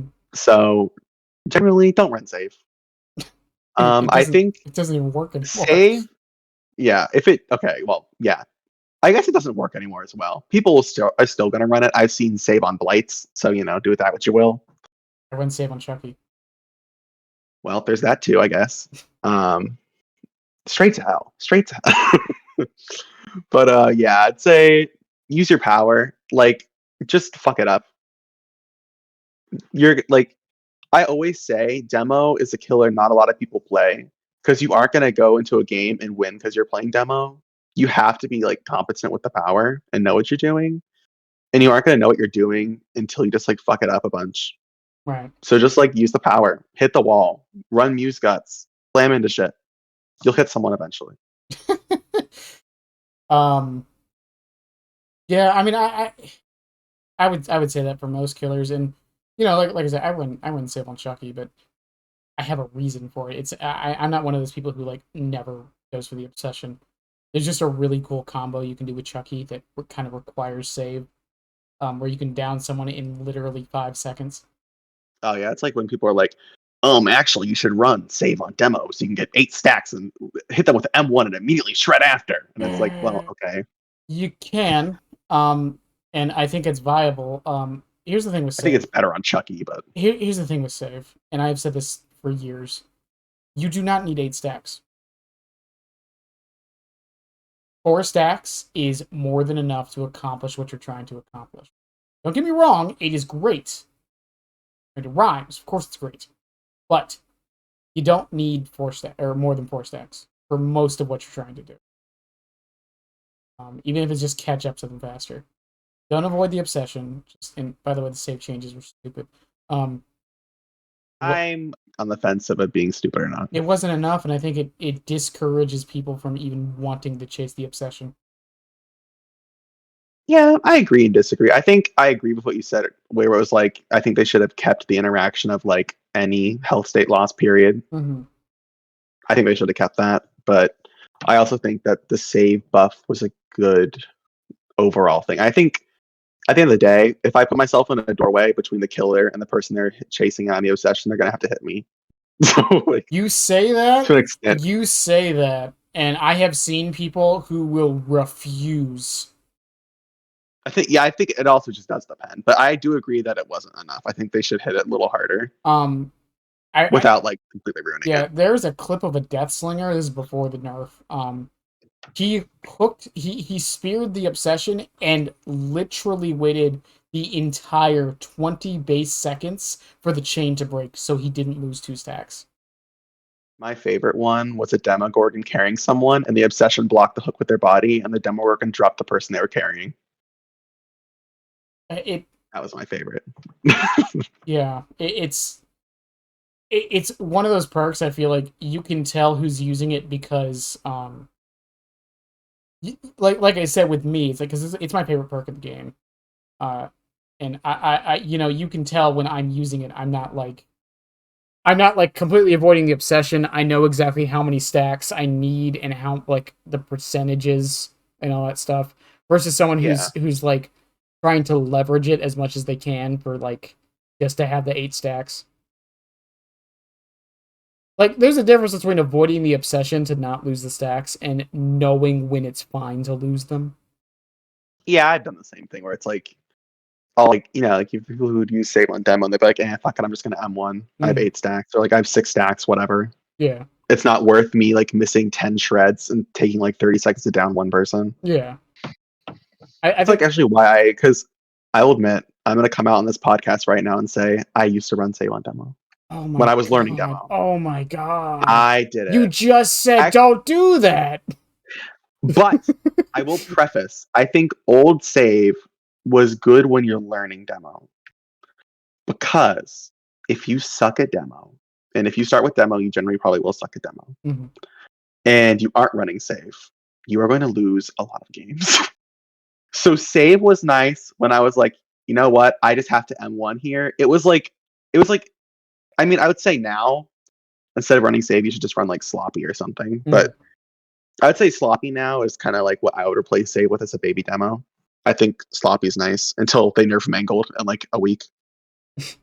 Or actually, what is it, like 6 days? 6 days, yeah. So you know what? Is Twins on that one? Oh god, no, I think Twins is in April with the Blight rework. Okay, I still have time for that. Good. I'm Yes, trying to get the Twins episode out before the changes. Yeah, whenever Sloppy dies, I don't know what's gonna happen then. But I think overall, old save was better for baby demos because like it was nice just to have like still be a threat despite the fact that I sucked at demo. Right. But yeah, I think there was a point though where I was kind of that mindset of like I don't want to lose any stacks, and I was like, I hated how save made me play the game differently. Some people do like that, but I hated how like save made me play the game differently, and like I was like. I noticed it's actually funny. The reason I stopped using save is because like I noticed in every game I'd be consistently at like 2 to 3 stacks because I would just shred the non-obsessions because it was more fun, and I would like M1 like I just never got stacks because I was never M1ing. I think a lot of times I treat save like this. It's good like when it works, but like I don't care if it's not getting value. I treat it like that kind of a perk. Yeah. But I know most people don't, and I think that's the problem. Once again, it's a whole mentality issue than anything. It's like you can give people the world. Yeah, they're gonna do what they want with it. Yeah, exactly. It's tips to play against demo. I guess this kind of goes into crouch teching. Yeah. So I knew this was gonna get brought up in one episode eventually. Yeah, it was gonna come when the Billy happens. It's gonna come up again. I will state, I think crouch teching should be gone. That's just me. I think crouch teching is overall kind of unfair. I kind of view it as old Dead Hard with demo. Not old Dead Hard, but like old Dead Hard, where like you got it whenever you were injured without being hooked first. Demo sucked. Yeah, like when old Dead Hard got nerfed into what it is today, demo went up in tier lists because like it was insane. And people were like, oh, it's a skill issue. I'm like, you can't, like, I can't, like, I have to shred. Like, shred is very easy to dead hard. Yeah, slice and dice is like, too. If it makes you feel there's demo could not counter unless you wanted to literally M1 everyone to like their dying state. And so, like, I think while crouch teching at certain points, I'm like, whatever. But like, I think crouch teching overall is like probably one of demo's best counters. I think it's unfortunate that it exists, and hopefully it dies. But until it dies, crouch teching is honestly really good. If you don't know how to crouch tech, I'm sure you can find a guide online, and I will hate you because you looked it up. But at the same time, I will not blame you for looking it up because it is something you can do. I crouch tech Billies. It's evil, but I do it. That's a good counter. Does crouch teching work on Windows? Do you mean like what do you mean? Give me if they're directly like ass to wall on the window and they crouch, you won't hit them with the shred, right? When they're like, so you're shredding at them and they're in front of you, or like they're behind a window? They're behind a window, but like they're super close, so you could normally like M1 them. I guess I wouldn't know. I guess I don't know. I've never had that happen. I'm only curious because like I think that's fine.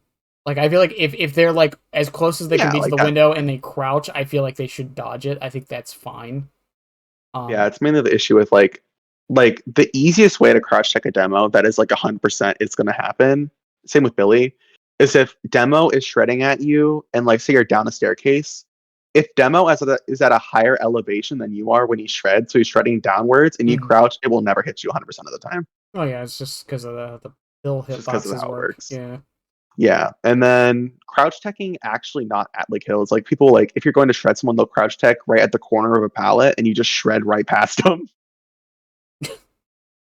It's like there's certain like you'll shred like down a hallway, and they'll like go to the end of the hallway and crouch like the side of the hallway and just crouch, and you won't hit them.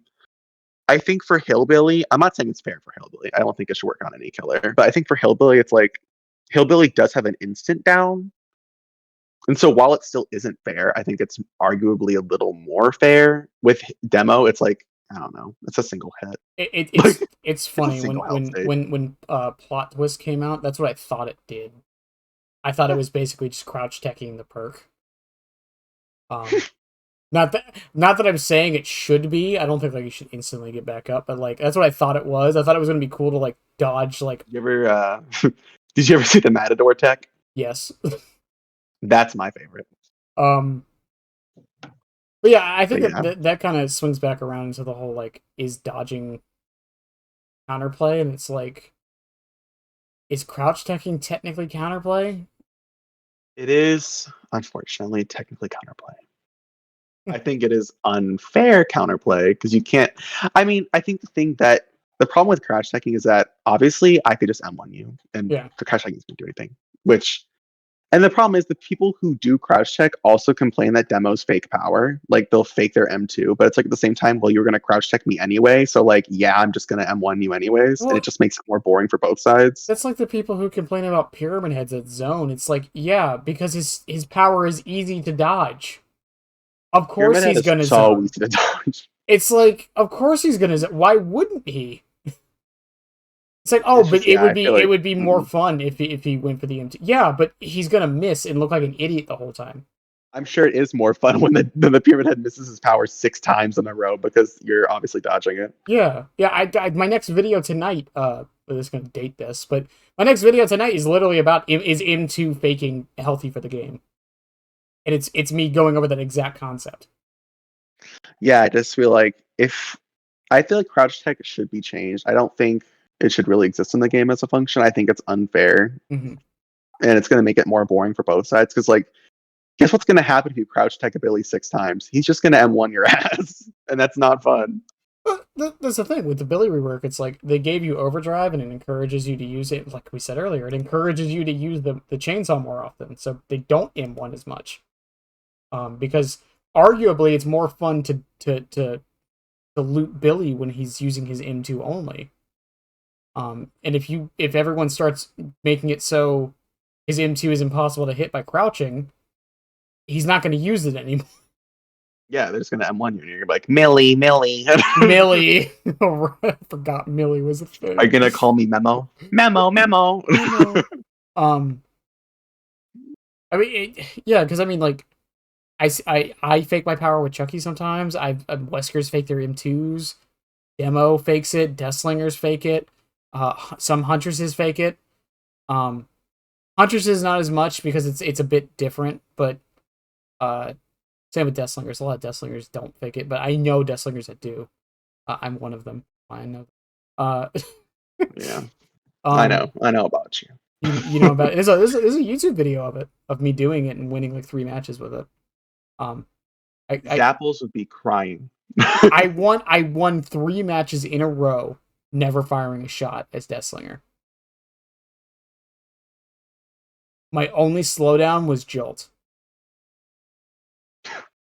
Actually, a Hurg. Oh, I'm sorry. This is the Jolt. You're on my. You're in my podcast. It's a Jolt household. Okay. Well, I'm just gonna say as a demo main, this is erasure. Yeah. It's one of it's a powerful tool. Like I've said this before. I'm gonna sound like a pretentious asshole saying this. One of the things they teach you in when I was in the military was, so a lot of times the threat of something is more powerful than the actual thing. Yeah, of course. You get so much leverage from just threatening, and I know I sounded like a psychopath the way I just said that, but your eye was twitching. I bet your eye was twitching when you said it. But like, if a demo has the shred prepped and you're trying to dodge it preemptively, and he's just using it to get closer to you, of course he's going to do it because there's a chance he'll miss. Right? Why wouldn't he just like crouch checked him 5 times before? Yeah, exactly. And especially if he's already missed a bunch, right? Why wouldn't he do that? Yeah. As a demo main, well, as a true demo main, I will shred someone 6 times and miss, and I will keep shredding. You know why? Because shredding is more fun than M1ing. And like when I miss a shred attack, because I'm just like doing it to be like, I shred demo, it's fine. But like if you crouch tech me once, I will M2 fake you the rest of the game. But because I'm just petty. yeah, but you don't realize we're in a results driven society right now. That was like a half joke, but yeah. No, I'm like, no one cares how you get the oranges up the stairs as long as you get them up the stairs. very And true. you better monetize it the entire way, and you better do it as efficiently as you can. I'm just saying to anyone watching this podcast, if you see me in game and you crouch tech me, it's over. I will M2 fake you till the cows come home. All right. Next one. How well? Because you said you were a Stranger Things fan, so I'm hoping you can have some insight to this. Oh, How well? I've watched the show 3 times. Yeah. How well do you think? And I'm going to say the whole chapter, not even necessarily just demo. How well do you think Demogorgon, Nancy, Steve, the map were implemented into the game? I think it was really well done. I think it's one of their best implemented chapters, like lore wise and like thematically. Mm-hmm.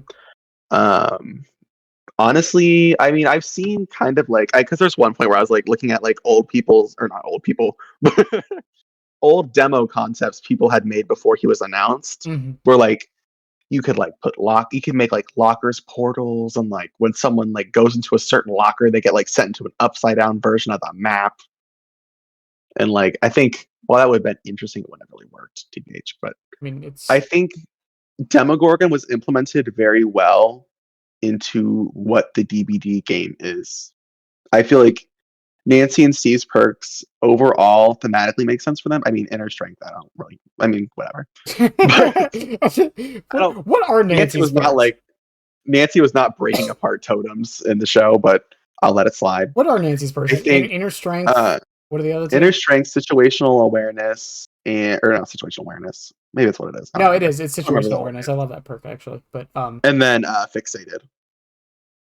And then Steve is camaraderie, babysitter, and oh god, second wind. I have never realized how screwed over Nancy kind of got. Perk wise, like not like strength power, but like, I mean, other than the name fixated, what the fuck does walking faster have to do with Nancy Wheeler? It's because she's tiny and stealthy like a ninja. Okay, all right. Yeah, it's because she's small. What was the other one? Inner strength and situational awareness. Okay, that one I can kind of see. That situational awareness, yes. Inner strength. I guess she does kind of rely on herself to get shit done. So I'll say sure. Fixated. She does kind of, I guess, go against the grain and do things whether people want her to or not. So I'll let it slide. Well, once again, we fix it. It's not like I feel like the name came first. Yeah, I mean, because the perk, like I don't know what that has anything to do with Nancy Wheeler as far as what the perk actually does. Like all of Steve's, I'm like, yeah, all of those make sense. Yeah, Steve's are because Steve is like the babysitter, and so like all his perks are like basically you get rewarded for helping people, or you're just helping people flat out. Mm-hmm.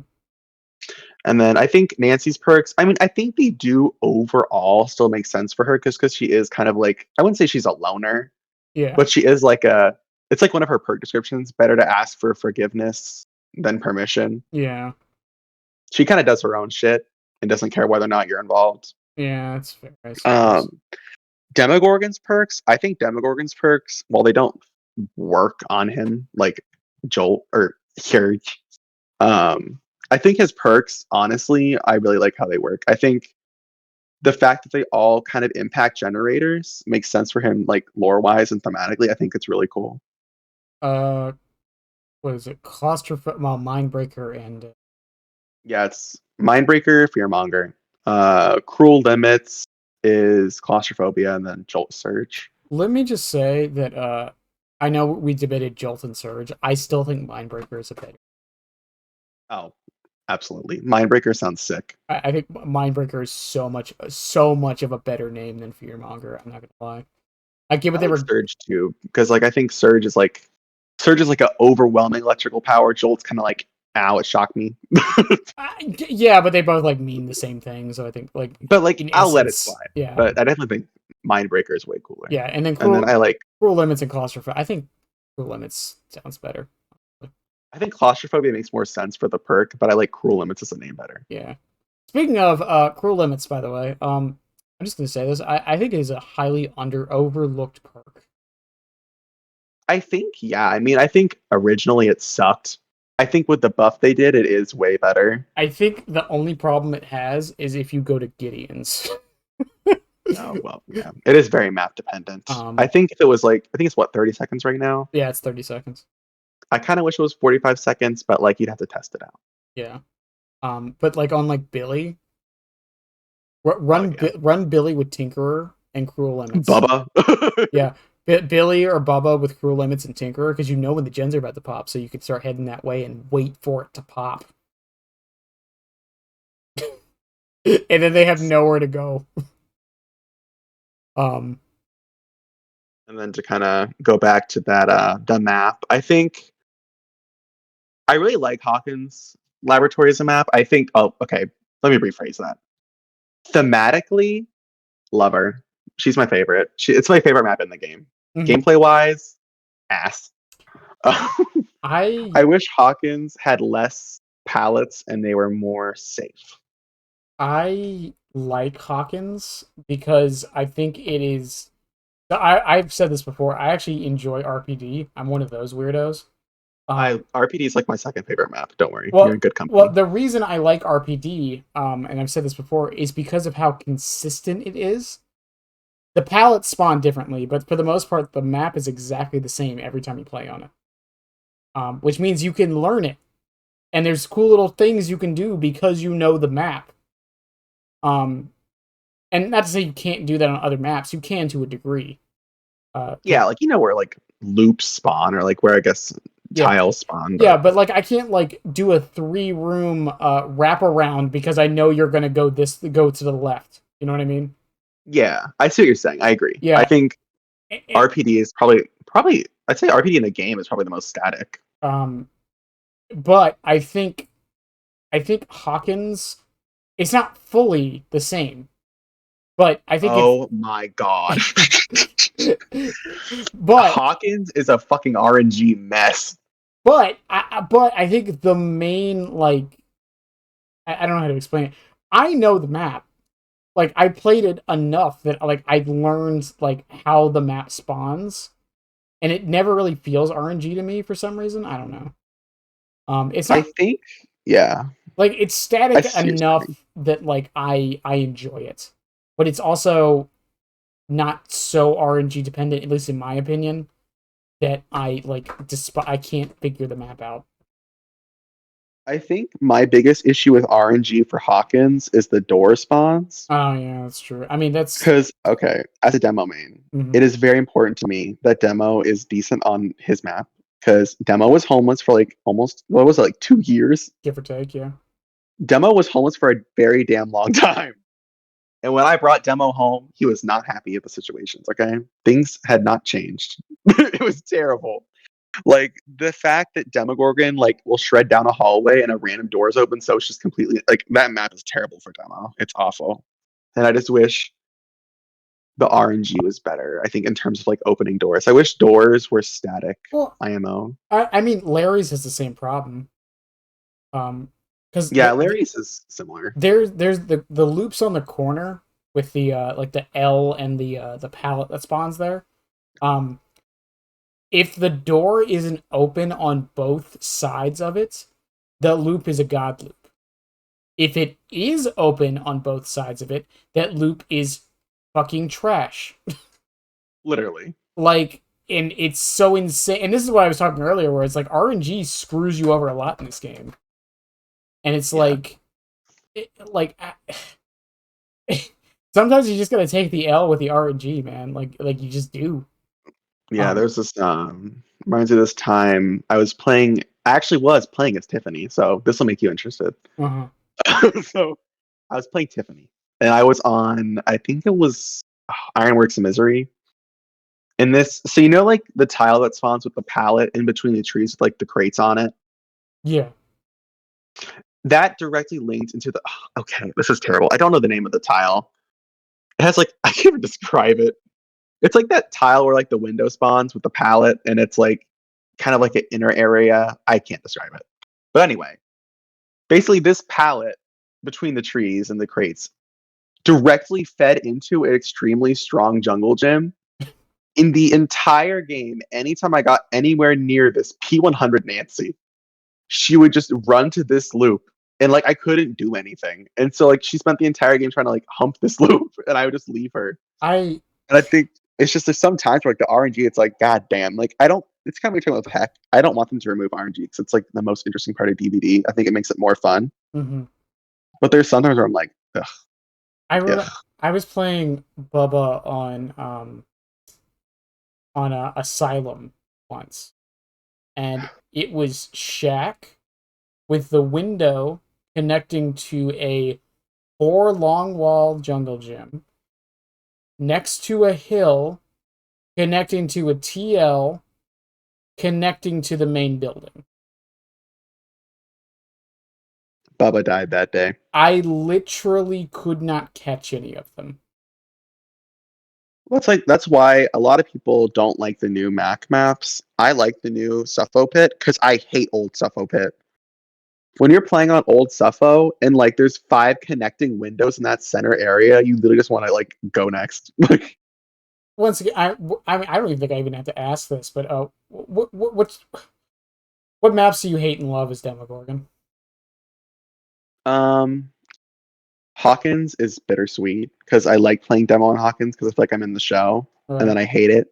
It's really bittersweet. I don't like. I'm trying to think what maps I really hate. Badham, Badham kind of sucks. It's Yeah. not completely awful, but it's definitely terrible. I don't like Ormond as demo. I hate Ormond as demo. You can't really use the shred around the like filler palettes. Mm-hmm. So like you spend the entire game just trying to M1 people, which is like not fun. I hate M1ing as demo. I'm not gonna like be mad if I have to, but if I spend the majority of the game having to M1, I'm annoyed. Right. Area Crows sucks for demo. Terrible. I mean, it sucks for most killers. It sucks for most killers, but it sucks as demo. I'm trying to think if there's anything else. Yeah, like Larry's, Eerie, Badham. All right. Lambkin Lane. I don't hate Lambkin Lane as demo. Which maps do you like as demo? Which maps I like as demo? Like if you any Mac map I like generally. okay. I Nostromo sucks as demo. I want to like Nostromo as demo, but every single like tile there has like humongous hitboxes where like you'll shred past a rock and you collide with like thin air. Painful. As a demo main, never bring up collision to us. We will cry. Every like, do you know how demo could like used to be able to shred over the RPD like lobby? Yeah. They put an invisible wall there. Yeah, I know. It's depressing. They- But I did find a way around it actually. They have fixed the collision on RPD a bit, by the way. They have. I've noticed them tweaking collision. Yeah, a little bit here and there. Like Xenomorph has felt a little more bearable on Badham. That's a terrible map for Xeno for like the collision, but I've noticed little things. Yeah, but Chucky was miserable on RPD until about a week ago. I don't know what they fixed. They did like I think when Billy re-released, they did like a big collision update. Yeah, I didn't even think about that. They might have. That's what I've heard. That would like demo has been easier to crouch tech recently as well. I think they just like updated collision as a whole. Yeah, that would actually make a lot of sense too. But yeah, if you like this is another important thing for baby demos, not to bring it back up again. Go ahead. Baby shreds versus big shreds. Baby shreds are very good for shorter loops and for like immediate hits. Mm-hmm. Longer shreds are better to like cover ground and like say something like going to like Shack. Longer shreds can be good, but also baby shreds are nice as well. It depends on the situation. Right. Again, Monster Kills demo guide is very good if you want to learn stuff like baby shreds versus big shreds. But if you do a baby shred towards the like one of the pillars in RPD, you like bounce off it and go around and basically land at the gen in the lobby. So you have to baby shred specifically, or else you'll collide and flop down to the ground and be sad. Kind of interesting though. I'll I, see if I can send a clip to you or something and show you. But it's great. but this is a weird thing to bring up, but I did a video a couple weeks ago on changing the daily rituals in the game and how they work. Uh, do you have opinions on demos daily? It's stupid. It's stupid. I don't know why it's a fully charged shred. This is okay. This is something I'll tell you. So I said baby shreds and like big shreds. Yeah, I will play entire games of demo, and I will get 3 out of 5 for the maximum shred range. I've I've played games where I've won and I've gotten 0 before. Yes, like I don't know why they made it maximum shred range when baby shreds are like half the reason you like. If you don't baby shred, it's like that's another thing with baby demos. They charge their power for like 5 minutes before using it. But yeah, like baby shreds are very important. And so like I don't know why they don't reward baby shreds and they just want you to like do like the giant man like running jump at everyone. I mean, the simple change would be just make it so it's any shred. That's what it should be, is any shred. It's I the same thing with like blight. Why is it up down? yeah, Why can't it just be a single lethal rush hit? yeah, I don't understand. Like I complain about FML. I complain about fucking plagues all the time, but blights is the one that irritates me the most. Yeah, it's Honestly, like blights. Blights is probably the one that irritates me the most as well. There's a lot of them where I'm like, ugh. because But blights is the worst because I'll get like I'll have to M1 people and like I could gotten like 10 lethal rush hits, but none of them were down, so it doesn't matter. yeah, Like, I know it's so okay. stupid. Meanwhile, So dumb. Freddy is just hit people. Freddy is literally just let them fall asleep. It's so stupid. And then legions. Oh my god! If you can't get legions in one match, I feel sorry for you. Literally, all you have to do is just start sprinting around and hitting people with your knife, and It's not. you're getting it. It's not even 4 different people. In theory, you could just chase one guy around and wait for Feral Frenzy to come off cooldown. Well, it's like I also have a problem with pyramid heads.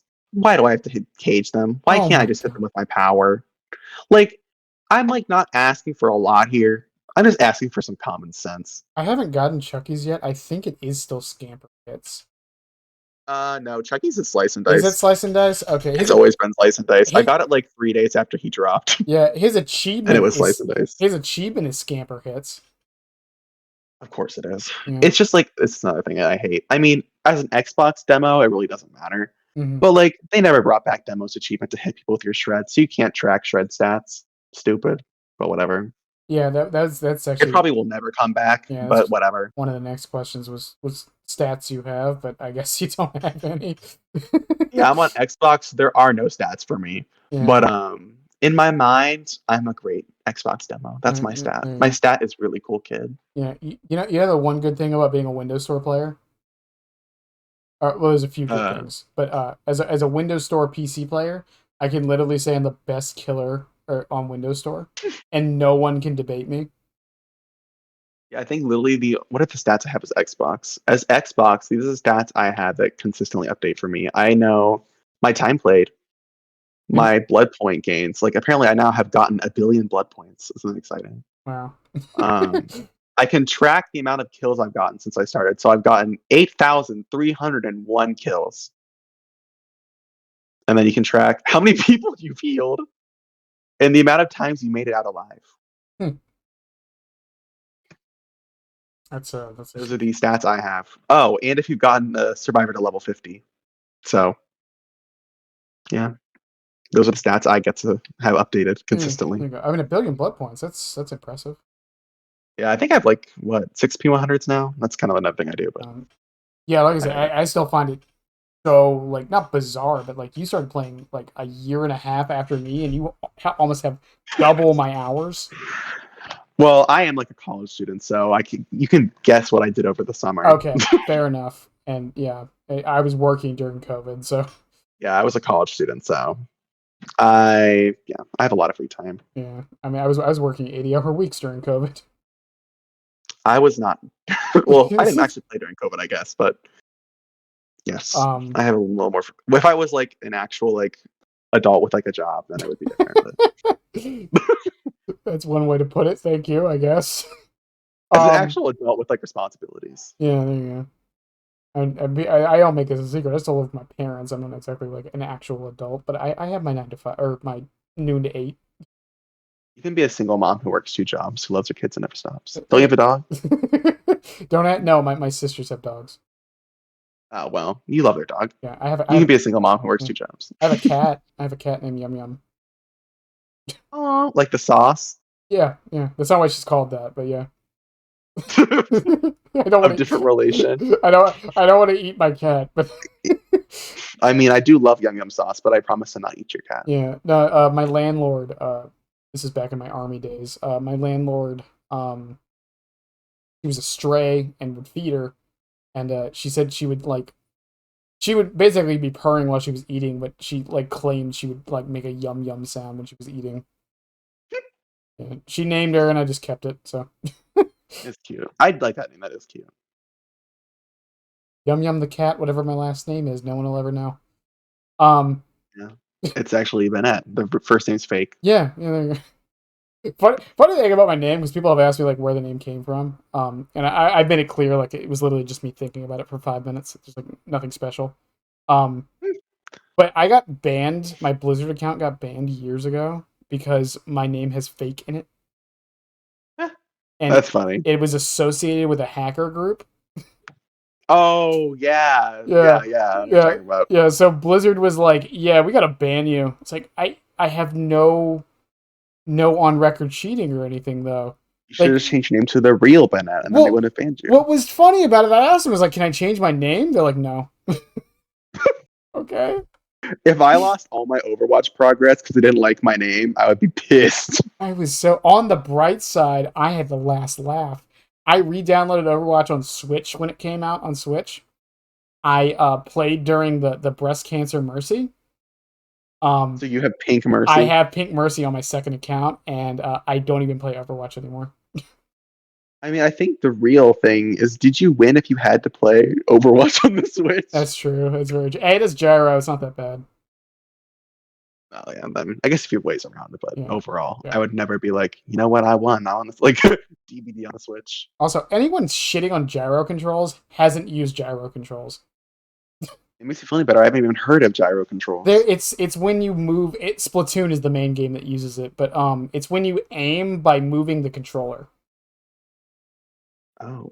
It's like a Wii remote? Yeah, yeah. Well, listen, it sounds dumb, and it is for like using only gyro. But the way Splatoon does it, and this is the way I think most games should do it, the joystick does left and right. The gyro does up and down. Yeah. Oh, I do like that. I mean, I've always liked the Wii remotes because it feels like, I don't know, you feel more involved, I guess. Yeah, but no, just imagine you're holding an Xbox controller and like you move it up to not move it, but tilt it up to look up. Yeah, that'd be fun. I think it would work for certain games. Yeah. I think with Overwatch, it actually wouldn't be that bad. No, it's not. I mean, I would hate to move it, but no, it's not. You get used to it after a while, and you'll. I said this before. I hated gyro controls at first too, but once you get used to it, it's like, how did I play first-person shooters without this? Yeah, I feel so like involved. I feel like I'm in the game. Well, no, because the thing is, if you turn the sensitivity down enough, you're not even using it to aim. You're using it to adjust. Oh, so like you use the joystick for like most of the movement, but then like when you're right next to them, then you use the gyro controls to like precision move it. Oh, okay, I see. Yeah. So it's like the best of both worlds with like a joystick and a mouse, to a degree. Hannah Montana playing Overwatch on the Switch. God, there's a reference I haven't heard in a while. It's one of my actually one of my sound redeems on Twitch is one of her like transitions in the song in the show. I love it. Whenever I die in a video game, my mods will play that. It's very sad, but it's funny. Yeah. I think that's really. I think we've gone over pretty much everything on demo. I don't think I have anything else except, I mean, I had like a whole thing I put. You're making the 7-hour guide after this, right? Yeah, I am actually. And 4 of the 7 hours is just demo staring at you. But I guess no. The first hour has to be legit, and then it's 4 hours of staring, and then the rest of it is actually still a legit guide. No, actually, what I will do is weave the legit guide through the staring. So you have to look at least 5 hours, like at least like an hour of demo staring to get through it. Yeah, and don't put chapters. Just fucking so No book, let them figure it no out. chat. If you want a main demo, bitch, you're gonna sit through this. I'm making sure you love him before you play Oh him. my god, that would be the best thing ever. Ah, Yes. So what do I have? Tips for baby demos. What did I not cover? Place portals behind site blockers. It can be a fucking tree. okay. Just do it. Okay, that's a fair one. Like I said before, if you look into walls slightly, you can curve around them. Do that. Shred off hills. Shred off things when there's no invisible walls, which almost every map update adds new invisible walls for demo because they fucking hate me, I guess. But if they don't have invisible walls, shred off things. Those are all my tips. Okay. All right, Jackie. Like I said, I think that's everything. We went for about 3 hours or so, but There you go. Now, I mean, if Heck's seeing this, I didn't beat you, but I want you to know I was second. you should have let the Chris Pratt talk go longer. Yeah, I should have. We should have. I told you we should have fucking focused more on Mario. But as always, and like I tell everybody, but thank you for coming on. It's always nice. Demo was a weird one because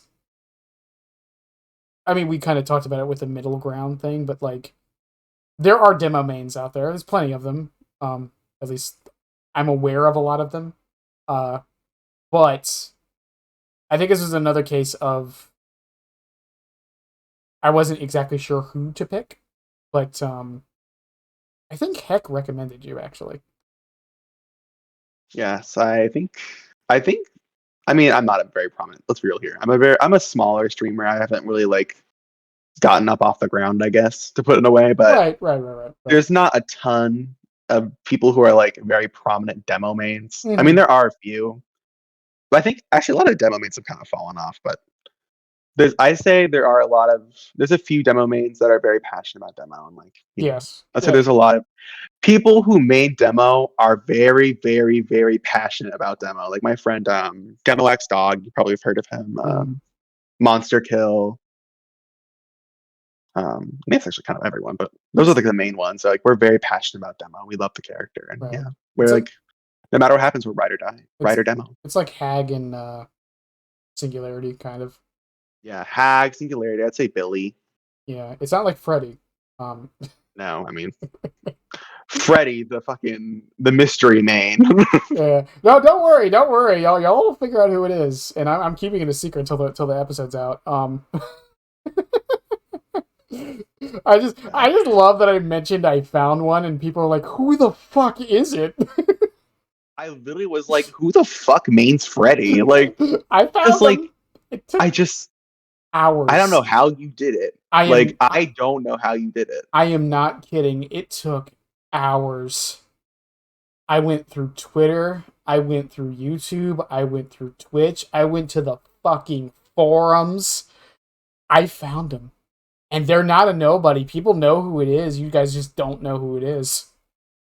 This is just like I feel like a lot of killers. It's like even when you have killers who aren't mains, like Twins and Hag and like I don't know who else. I can't think of anyone. Maybe like Well, Wraith. They're yeah, very like outspoken about it. I yeah. don't think anyone's like Freddy banner on their Twitch, like Freddy emotes, fucking like Freddy coffee mugs. Yeah, it's like when you think twins, you think Pixel Bush, at least back in the day, and Lynxie. Yeah, like literally, like they're just like the people who main killers who aren't often main. They're very like Yeah, proud of it. Like I've just never met someone who's like, God damn it, I love Freddy. Like there's no one who's like chanting Freddy in the streets. it's just really it was just really fucking hard. Um, Yeah, I literally don't. I can't even think of one. it's a funny thing too because it's like the other ones. It's like yeah, they've been a little difficult, but like I've still found them. And I've been able to with like a little bit of help. I had to go I on feel like like a fucking adventure to find Freddy. you had to fucking like jungle, like fucking travel through the jungle to find a fucking Freddy main. Yeah, and Because like I think the two hardest would be like what Freddy. I think even Myers mains would be kind of. I feel like Myers is the second nope. hardest. I have a Myers man. Who would you say was the second hardest for you to find? So far, let me look at my list. Everyone watching the podcast, you're gonna see this. I'm gonna move this. You're gonna look at my terrible fucking desktop stuff while I try to figure out who I don't have right now. Oh, I'll have to actually forgot. I was going to send you if you want to see my demo. I was saying as an artist, you want to see my demo art. It is kind of cute. Yeah, sure. Yeah. I don't know if it's relevant to the I mean, Demogorgon discussion, it's content, you know what? Yeah. but it's eye candy. More demo for everyone. Let me see if I can find it. If I can. Because, like I said before, demo mains are very passionate people. I'm no exception. Whenever I do art, it is primarily Demogorgon. Mm-hmm. But here's my 2 skin concepts I did recently. So there you go, little nuggets, treasures of demo. I will put those on screen instead of my blank desktop, where people can judge the games I have installed.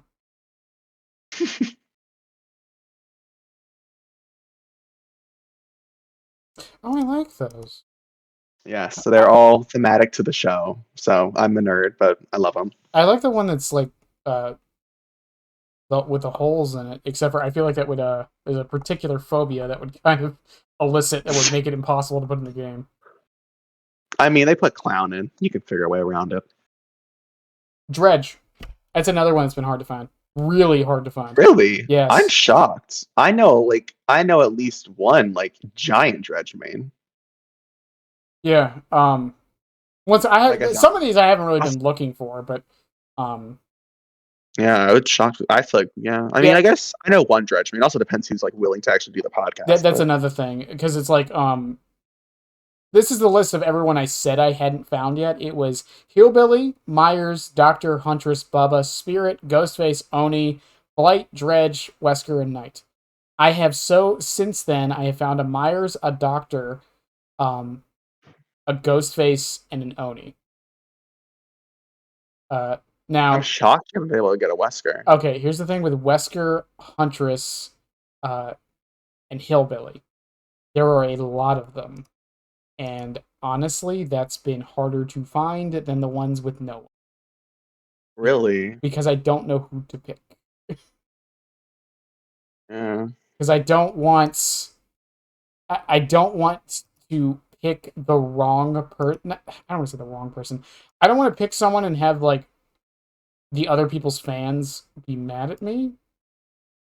I see what you're saying. I think, yeah, because I mean, demo. It's I don't know, because I can only think of 2 prominent demo mains. I mean, I would be I guess the quote unquote third, but that's just because I know myself. So Yeah. I'm sure people don't know me as a demo main, but yeah, I literally only know 2. I mean, it's like plague.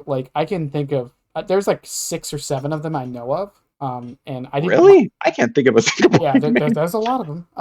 And I don't like to give spoilers for who's coming on next, except with the exception of Pixel, because he was open about it on Twitter. So, but Oh yeah.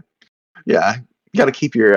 I forget what the saying is, but got to keep your secrets for later. Yeah. Well, also I don't want to feel like I'm clout chasing with this. Is all. Yeah, I think that's the thing too.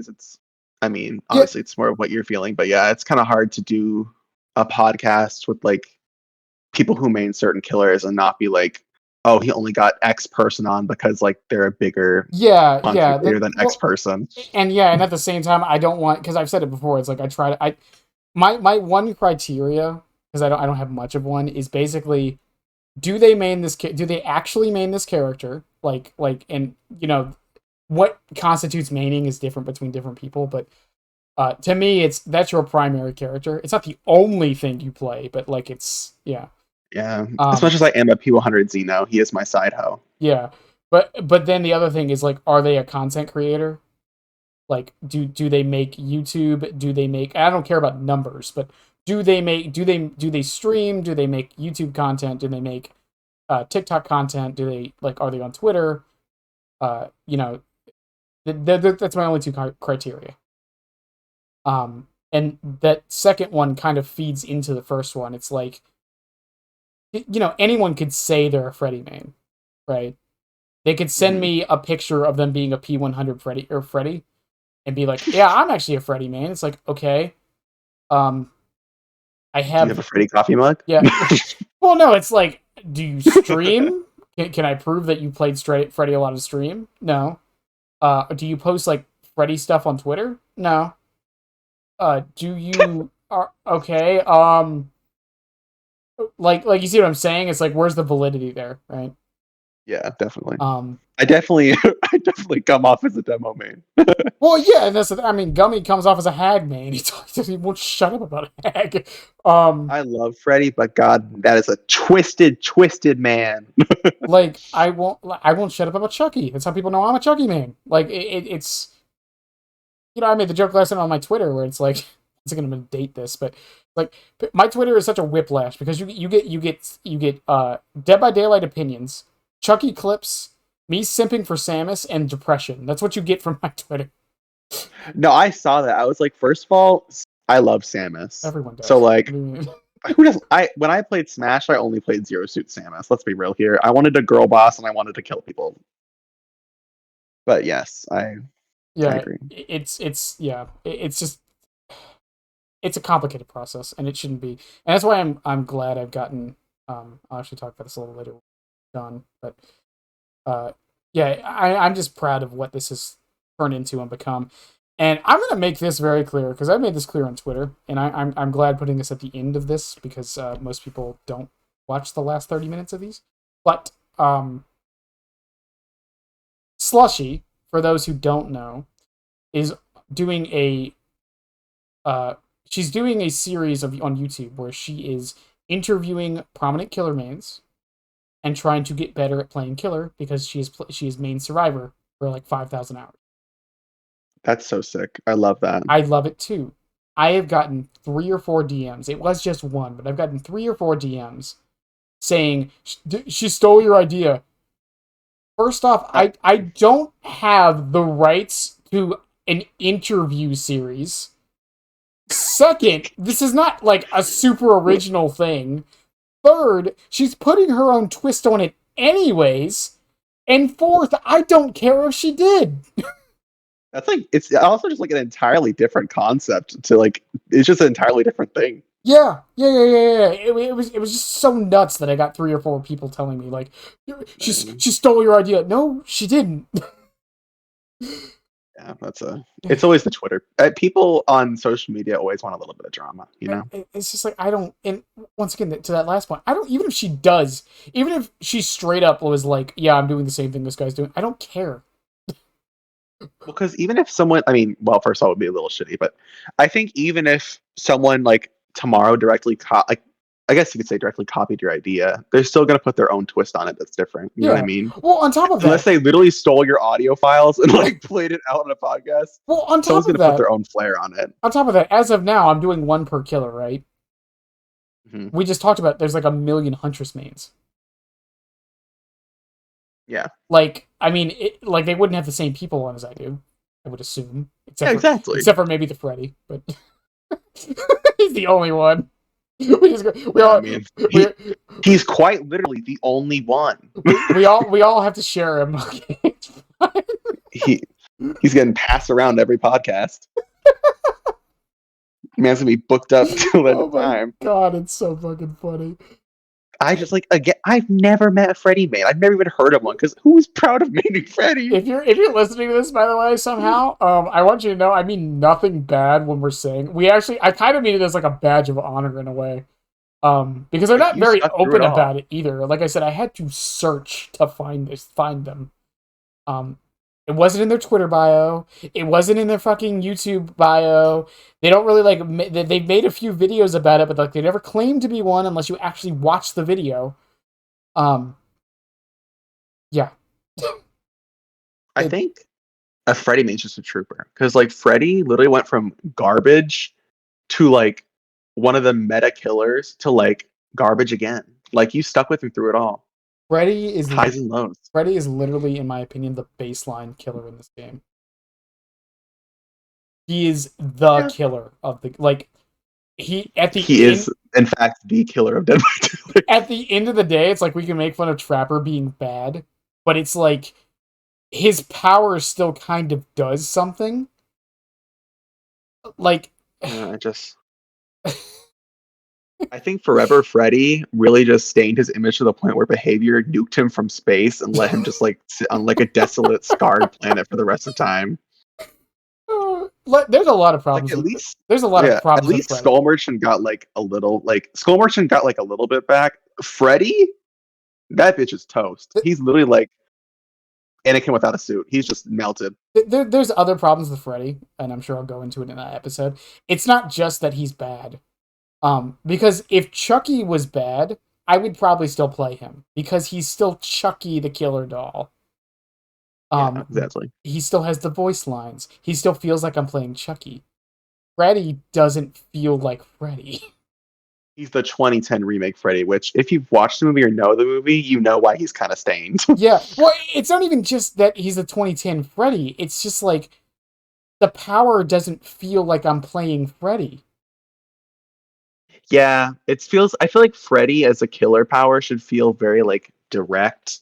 And I feel like Freddy in the game feels very secondary, if you know what I mean. Yeah. And it's like, here's the biggest change they could do to Freddy. I don't think it would up his pick rate immensely. Can we just switch between pallets and snares and not have to bring an add-on? It would suck, but I'd kind of like it. I think it would probably be the best thing you could do for Can we just do that? Can we... Also, Poor baby. You know what would shoot Freddy's play rate up? If you were in the dream world. Freddy back in the meta. Yeah, if you were in the dream world and you were blinded. You're going to hell for that. I've said it before on this podcast. You're going straight down. I'm putting you on the escalator. So you have to think about it. I'm not saying it. I'm not saying it should happen. I'm just saying if it did, it's a very simple change, and if they did it, I guarantee you he would be one of the most played killers in the game. Because I was listening to the Heck, and I know you like your blindness status effects, but damn, escalator. I want you thinking about what you did on your way down. No, me and Pixel talks about blindness for a little bit too, a little bit more in depth. I enjoy blindness. I just wish it was more noticeable when it actually did something. Yeah, it's kind of like pretty much what it is. You don't notice it having value. I think the best you can get is like third seal. I think you're noticing the value of third seal. Well, even then, like, how do you know blindness was the reason and not just they played bad? Yeah, it's like I think that's a fine line between a lot of Dead by Daylight things. It's like people are like, "Oh, this build's freaking crazy," and like I watched their YouTube video and it's like survivors running into walls because they had like 2 hours, and I'm like, "Is the build crazy?" Well, I mean, it's like I've talked about it. It's like there's a lot of things in this game that like don't give you feedback they're working. Mm-hmm. For obvious reasons, but it's like so they don't feel good to use because you don't even. Like, they're working, you just don't know they're doing anything. Yeah, it's like, I agree. Like I've said before, the problem with Gearhead, before its change, I think it's an alright perk now. Beforehand, I still think before they changed it, it was still an okay perk. The problem it has is that if you didn't happen to be looking in the direction or looking down at your perks, you didn't even know it went off. Yeah. A simple sound cue would have made Gearhead more popular. I think Deathslinger really had a perk glow up over the years. Oh yeah, he really did. Hex Retribution is, I think, like really overlooked. I think Hex Retribution was pretty much his best perk on launch, right? Yeah, pretty much. Because I mean, I started in like fucking April of 2022, so a lot of the meta changes before like the entire like 6 years I hadn't played this game. Mm-hmm. So yeah, like again, I'm the newest person, so like there's certain things I never experienced. But what's his last perk? Like old demo? I literally didn't play demo before his like big add-on rework, so I couldn't even tell you what that was like. What was what's Deathslinger's last perk? Gearhead, Hex Retribution, and Deadman Switch. Deadman Switch. Yeah, all of his perks are now good. Yeah, because like what was Deadman's? Like you had to hook the fucking obsession. Yes, it was you hook the obsession and it does the same thing it does now. It's literally so bad. I don't know who made that. Like, yeah. I have had people suggest they revert it back, and it's like, okay, we don't want to kill it, we just want to make it better. Well, it's like that kind of reminds me of like the Trail of Torment buffs is my favorite timeline of DBD. I'm so glad they buffed that perk. It's so fun. It's a weird line, man. It's because it's like I've heard people say like um I've already hearing people say revert Grim Embrace back, and it's like no, it was literally never used before. It Well, was it's like like, it, yeah. it was like 0.01% pick rate. It like no, like don't get me wrong, if it needs to be nerfed because it's too good, nerf it, sure. But if we revert it back, then it just goes back to being not used. Well, and like it kind of defeats the purpose of the variety people want because like people are sick of like pop pain res, but then they get like where because like I that's not something I had tonight where it was like someone was like, oh, all those gen perks carry. I'm like, I had pop pain res on demo. I was like, you can outplay that. It's like people get sick of pop pain res as a combo, and I've heard a lot of my friends at least are very happy to see Grim Embrace because it's something different. So like I don't get why people think variety. Like I think variety is good. I think making more perks because like the thing is you can't nerf every good perk. You have to bring others up. Yes, exactly. And that's one of the biggest problems this game has a lot of the times. They don't do that. Um, and it's not even like the mediocre perks. The mediocre perks, I feel like just are never going to be good just because they're too I situational. mean, And I think that's no the one's other. like this is not happening. It's my favorite perk. Yeah, but like it's like who the fuck is using territorial imperative? Actually, I'm a big enjoyer. Well, No, your demo. I think you're the one exception.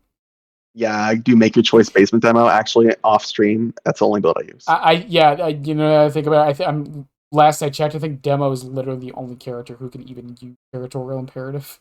Yeah, Um, this is Dredge. I mean, yeah, the lockers block. if you yeah, but you still don't get the aura because it goes away before they even unhook. Um, fuck, I don't get what territorial. You know what territorial imperative should do?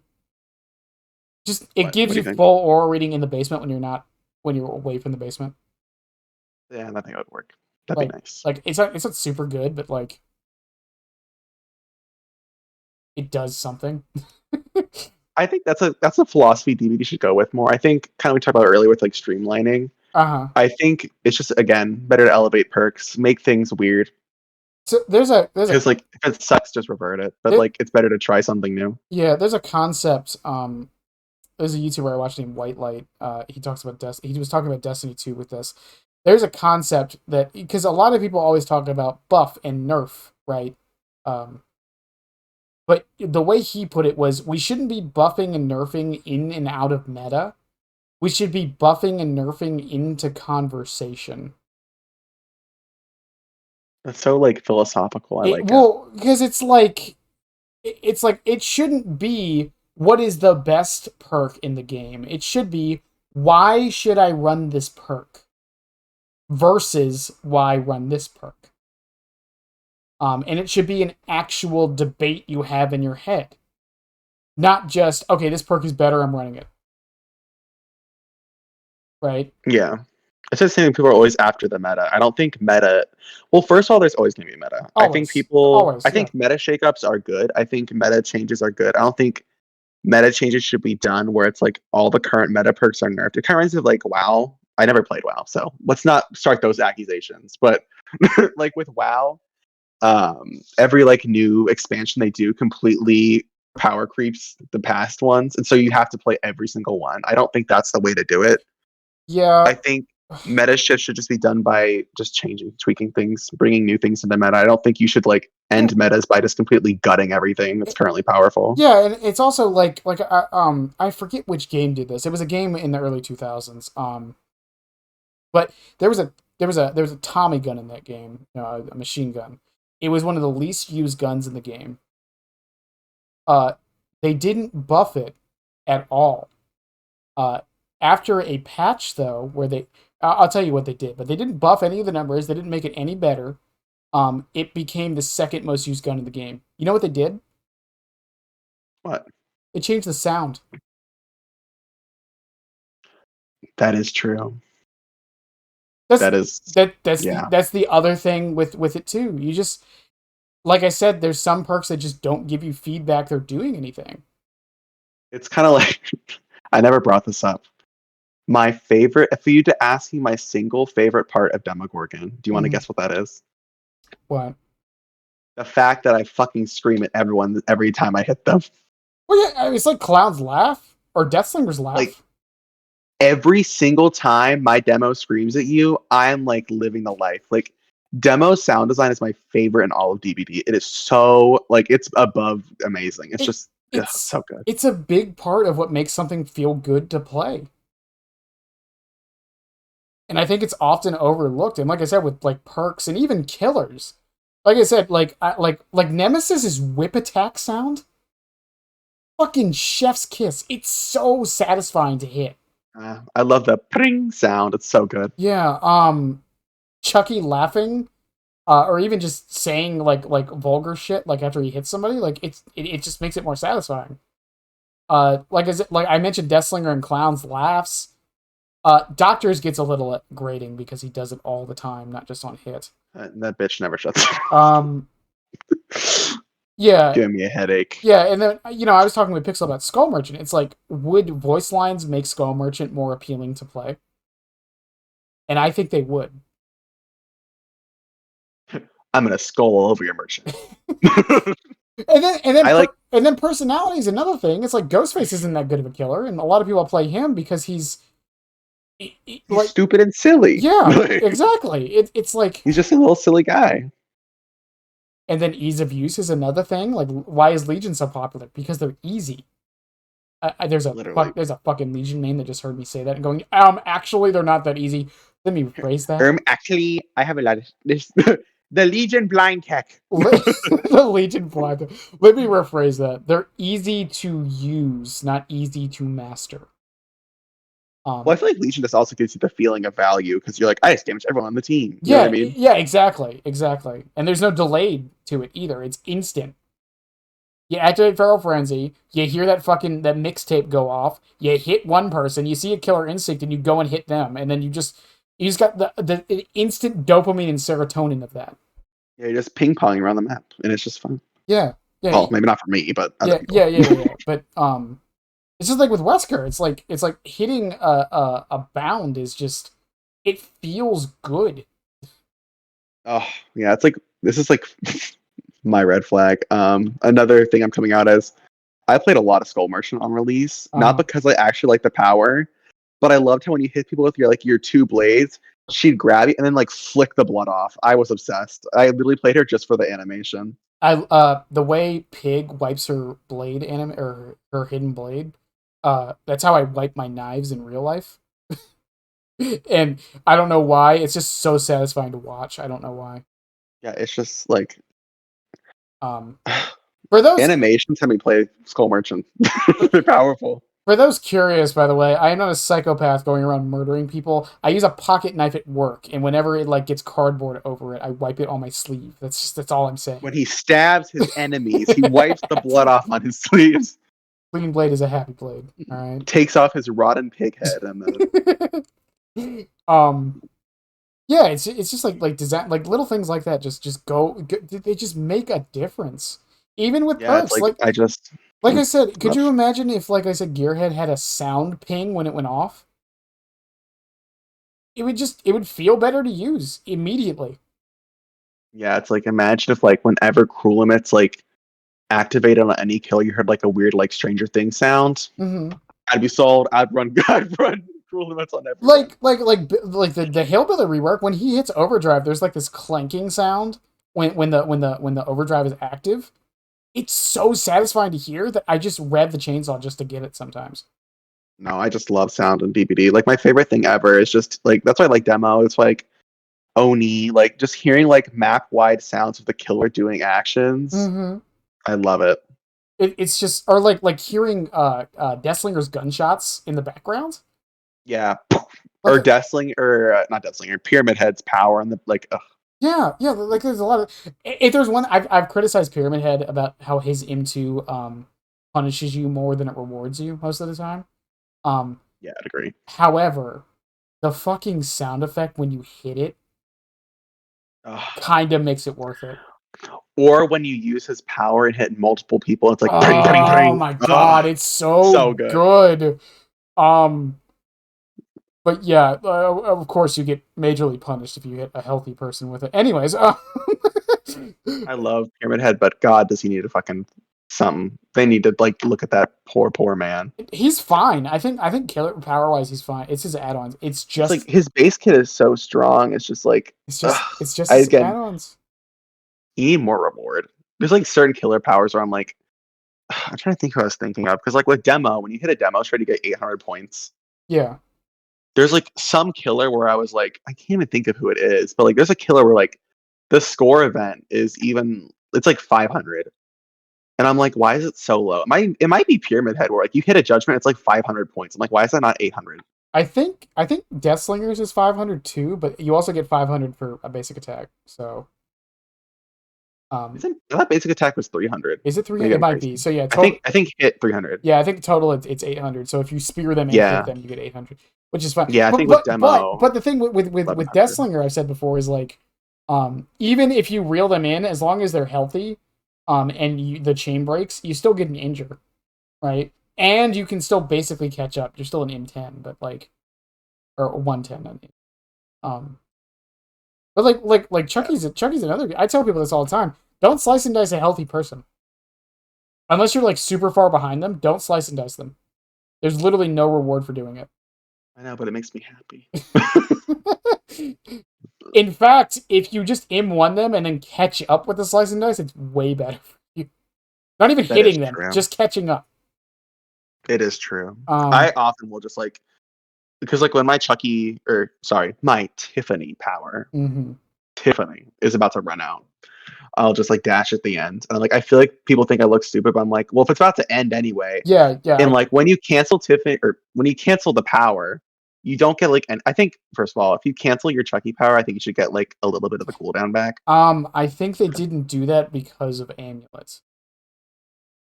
That's dumb, but whatever. But yeah, I just feel like I'm like, you might as well just fucking take the dash. Yeah. It's about to end. You're gonna go on that 20-second cooldown anyway. There's a reason there's a sound effect. There's a sound effect right before when you're at the last moment you can use it. Oh really? Yeah, it goes like wong. That's my best reading. Wow. Yeah, pretty much. That's what it sounds like. It's letting you know the gauge is to the point to where if you don't charge it right now, you won't be able to. Yeah, I think I remember that now. Yeah, and that's intentional. I'm like 90% sure that's intentional. To make sure you use it at the end of your dash. I think the other reason they didn't let you like end it and get the cooldown is so you can't just be at a loop constantly like turning it on and off. Yeah, because you could be like, oh, I can't use it now. Turns it off. Yeah, because it's like Ghostface, like he's in it, right? Can you imagine Ghostface could just cancel his shred? Like, hey, I'm good. I mean, he could basic attack, I guess. He's like, turn it off and on. Yeah, like a flashlight. I think Pig. Am I wrong? Is Pig the only killer with like on demand stealth, non-stealth? I mean, I think pretty much because I mean, Skull Merchant, there's still a cooldown. Yeah. Well, and you also can't get out of it like instantly. Yeah, I guess if you want to count Wraith. Yes. But Wraith is like when he's near you, it's like the gargles. You gotta do the. Yeah, that sound like a dishwasher gone bad, but I think I'd say Wraith, Pig. Yeah, only two really. It's but yeah, like sound design is just such a huge thing, and I just wish not even just sound design, just feedback. It's just like I said, it's like barbecue and chili, right? It doesn't have a sound cue or anything, but it happens after a hook. So like you're already feeling good, you got a hook. And then you're looking around, you're getting rewarded for it. It's like, hell yeah, right? Nowhere to hide. It's like what I love, yeah. Yeah, like nowhere to hide. Like, nowhere to hide, my addiction. Pop goes. I love it for Mindgames too. Yeah, Pop Goes the Weasel has like that different effect when you kick the gen. Like the explosion's bigger. Yeah. Pain Res, you hear a scream most of the time. You hear a scream. Like, even I mean, we haven't really brought it up because I feel like the hype for this perk has died down a bit. Ultimate Weapon. Yeah, Ultimate Weapon, no one really uses it except for like pretty, whatever. Pretty try-hard people use it whenever I see it. It's usually like Blights and like Weskers Yeah, it was and like Nurse. it was like the talk of the town, and everyone was like this perk is terrible and it's bad for the game, and then I very rarely see it anymore. Yeah, I think I see Ultimate Weapon maybe like one every like 10, 15 games, and yet everyone still runs Calm Spirit. Yeah, yeah, that's I'm like, true. okay, well, there I see Calm Spirit more than I see Ultimate Weapon. Well, and that's the other thing. Calm Spirit and Distortion, right? They're also like you get feedback from them, right? Like Yeah, 'cause you get little token sounds. you get the token sounds, and for Distortion, when you block an aura, you don't leave scratch marks anymore either. I forgot about that. So did I. It's kind of like I like Off the Record is my favorite Survivor perk because like I just Off the Record, so I love it. I love being silent. I love having no grunts of pain. I love my aura not being shown. Chef's kiss. Yeah. But yeah, it's just like, Same thing. and then without the record, it's like it's got a time limit, and if you get hit, it's like the plong sound. Like it's, I don't know. There's just a lot of perks in this game that I feel like if all they did was just make them more satisfying to use in some way, not even a numbers buff or anything, um, just like a sound notification or something, it would immediately shoot them up in use. Oh yeah, Like definitely. like territorial imperative is another good one.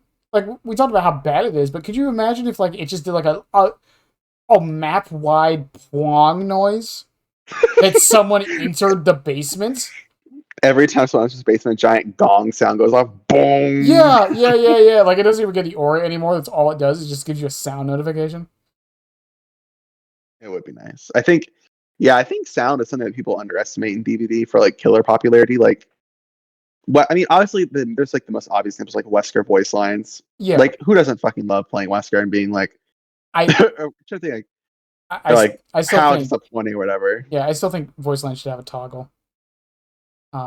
There's a lot of people who refuse to buy or play Alan Wake because of his voice lines. Yeah, I agree. I mean, I like in-game voice lines. Well, that's a lie. I think when it comes to survivors, it's annoying. But yeah, Well, I I mean, think there should be a toggle yeah, regardless. there's also a lot of people who won't post Chucky games because the videos get demonetized. That's so true because he's like fucking going. Yeah, yeah. It's like okay, like okay, you can't put a slider on to like get rid of it, but could you at least censor it? You know? Well, it's the same way that like they did it. So getting rid of licensed music is now a part of anonymous when you could have just made that a separate check. Yeah, yeah. Like maybe I just don't want licensed music, but like I still want to see like people to see my name. You know what I mean? Yeah. That's just a weird quality of life thing. But yeah, sound design just or visual design. Visual design's another one. Like I said, like just some kind of feedback. Like I said with Septic Touch, like is not a good perk. It isn't. But if there was some kind of feedback that it was actually working, I think people would actually use. Yeah, I think feedback is pretty important when it comes to perks like that, like subject touch, maybe like genetic limits. When if it told you when it happened, like maybe But like you're like a little like 50 blood point like score event being like I don't know septicized. I don't know. you have to be careful with that though, because then that's giving the killer info. Yeah, And it's like chlorophobia. Like if they're in the chlorophobia range and they're hitting every skill check, it's still got value, but you have no idea. yeah. I guess only name cool when you see like the missed skill checks across the map. You're like, ah, yes. Yeah. Like that's satisfying seeing all the skill checks get messed up. But like if they're good enough to not do that, It's like Merciless. When Merciless turns a gen white and it's blocked, it's like, haha. yeah. Like it's yeah. There's just a lot of stuff like that. It's just like because I can think of a like I said, I think Septic was a bad example, but I think Territorial Imperative is probably one of the better examples. Like I said, if they just gave it more feedback, I feel like people might actually use it. Sometimes they wouldn't become meta or anything, but like some people might Yeah. legit just use it just because it's satisfying to hear like a giant gong. Like I think it is so funny. Like, not to go back to Septic Touch, but like, I think it's funny they're buffing, or they're going to at least rework genetic limits, but they're like, I feel like Septic Touch was a much more obvious healing perk that I think should be changed. But they're basically the same perk. yeah, I just feel like, I mean, honestly, you could just combine them, and I would be like, yeah, Yeah. I mean they can't, but yeah. you can't, but you could. Yeah. You can't, but you should. Yeah. They can't because they're on two different killers. But yeah. Then they have to make a whole new perk for the other one that makes sense thematically, and then it's like, okay, right. No. Um, but yeah, we can keep talking about this, but I think I'm going to end it there because Yeah, it is. Yeah, I do have class tomorrow at like I have to get up at 10 in the morning. It is currently 2:30. I wish you said something. All right. No, I'm entertained. It's fine. I'll Yeah. be tired because this was good. It was Yeah. fun. I will let you go, and like I was saying earlier, I want to thank you for coming on. I really do Of appreciate it. course. You still didn't beat Gummy, by the way. We're still at 3.5, even though we went on that other tangent. Um, Part of your plan the whole time. I know it. It was part of my plan. I was like, if I can bring up fucking Chris Pratt once more, just get you to start on a Chucky tangent, I can fucking beat Heck. But I meant Heck, not Gummy. My bad. I already beat that hag man. What was I gonna say? It was the first episode. We didn't even know what we were doing at the time. Yeah, because he had Chucky gameplay because he didn't get Freddy's hag gameplay. No, he didn't. He didn't have any at the time. Yeah, because he doesn't stream. Yeah. I don't think. No, He does. He does from time to time. He works a lot.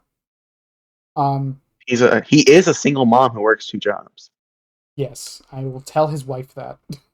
She'll agree. She'll agree. But yeah, I want to thank you for coming on. And where can people find you again? Oh, you cut out a bunch. I said I want to thank you for coming on again. And where can people find you? Oh, you also Did I cut out again? You've been kind of cutting out off and on. I've been just trying to piece together your words. Okay, all right. Well, OBS will pick it all up. Where can people find you? Oh, yes. Where can you find me? Jackie's Corner. Pretty much, if you go to my Twitch link, I have everything linked in my Twitch. I think I have my Twitter. Yeah, I think I have my Twitter and my TikTok linked in my Twitch. So, yeah. But yes, Jackie's Corner _ very reliable source to find me. Mm-hmm. And like I said, I'll put all those links below. Once again, just thanks for coming on. And when the demo changes happen, I already talked to Heck about this too. I might get you back on for a follow-up on thoughts on the changes when we see them. I'll let you know. Based on behaviors, track record, I'll let you know how disappointed I am. Yeah, it depends. If it's nothing, I told Heck the same thing. If it's nothing super substantial, I don't think it's worthy of it. Yeah, nothing if it's literally nothing. Then. Yeah, nothing against y'all, but it's like, if it's like 2 like number changes, it's like, I guess we could stretch that out to an hour, but So Barb's glasses is not base kit. Jackie, tell me how that is in 30 minutes or less. But yeah, I'm making that decision today. So yeah, me and Heck were talking about it because I think it would be interesting.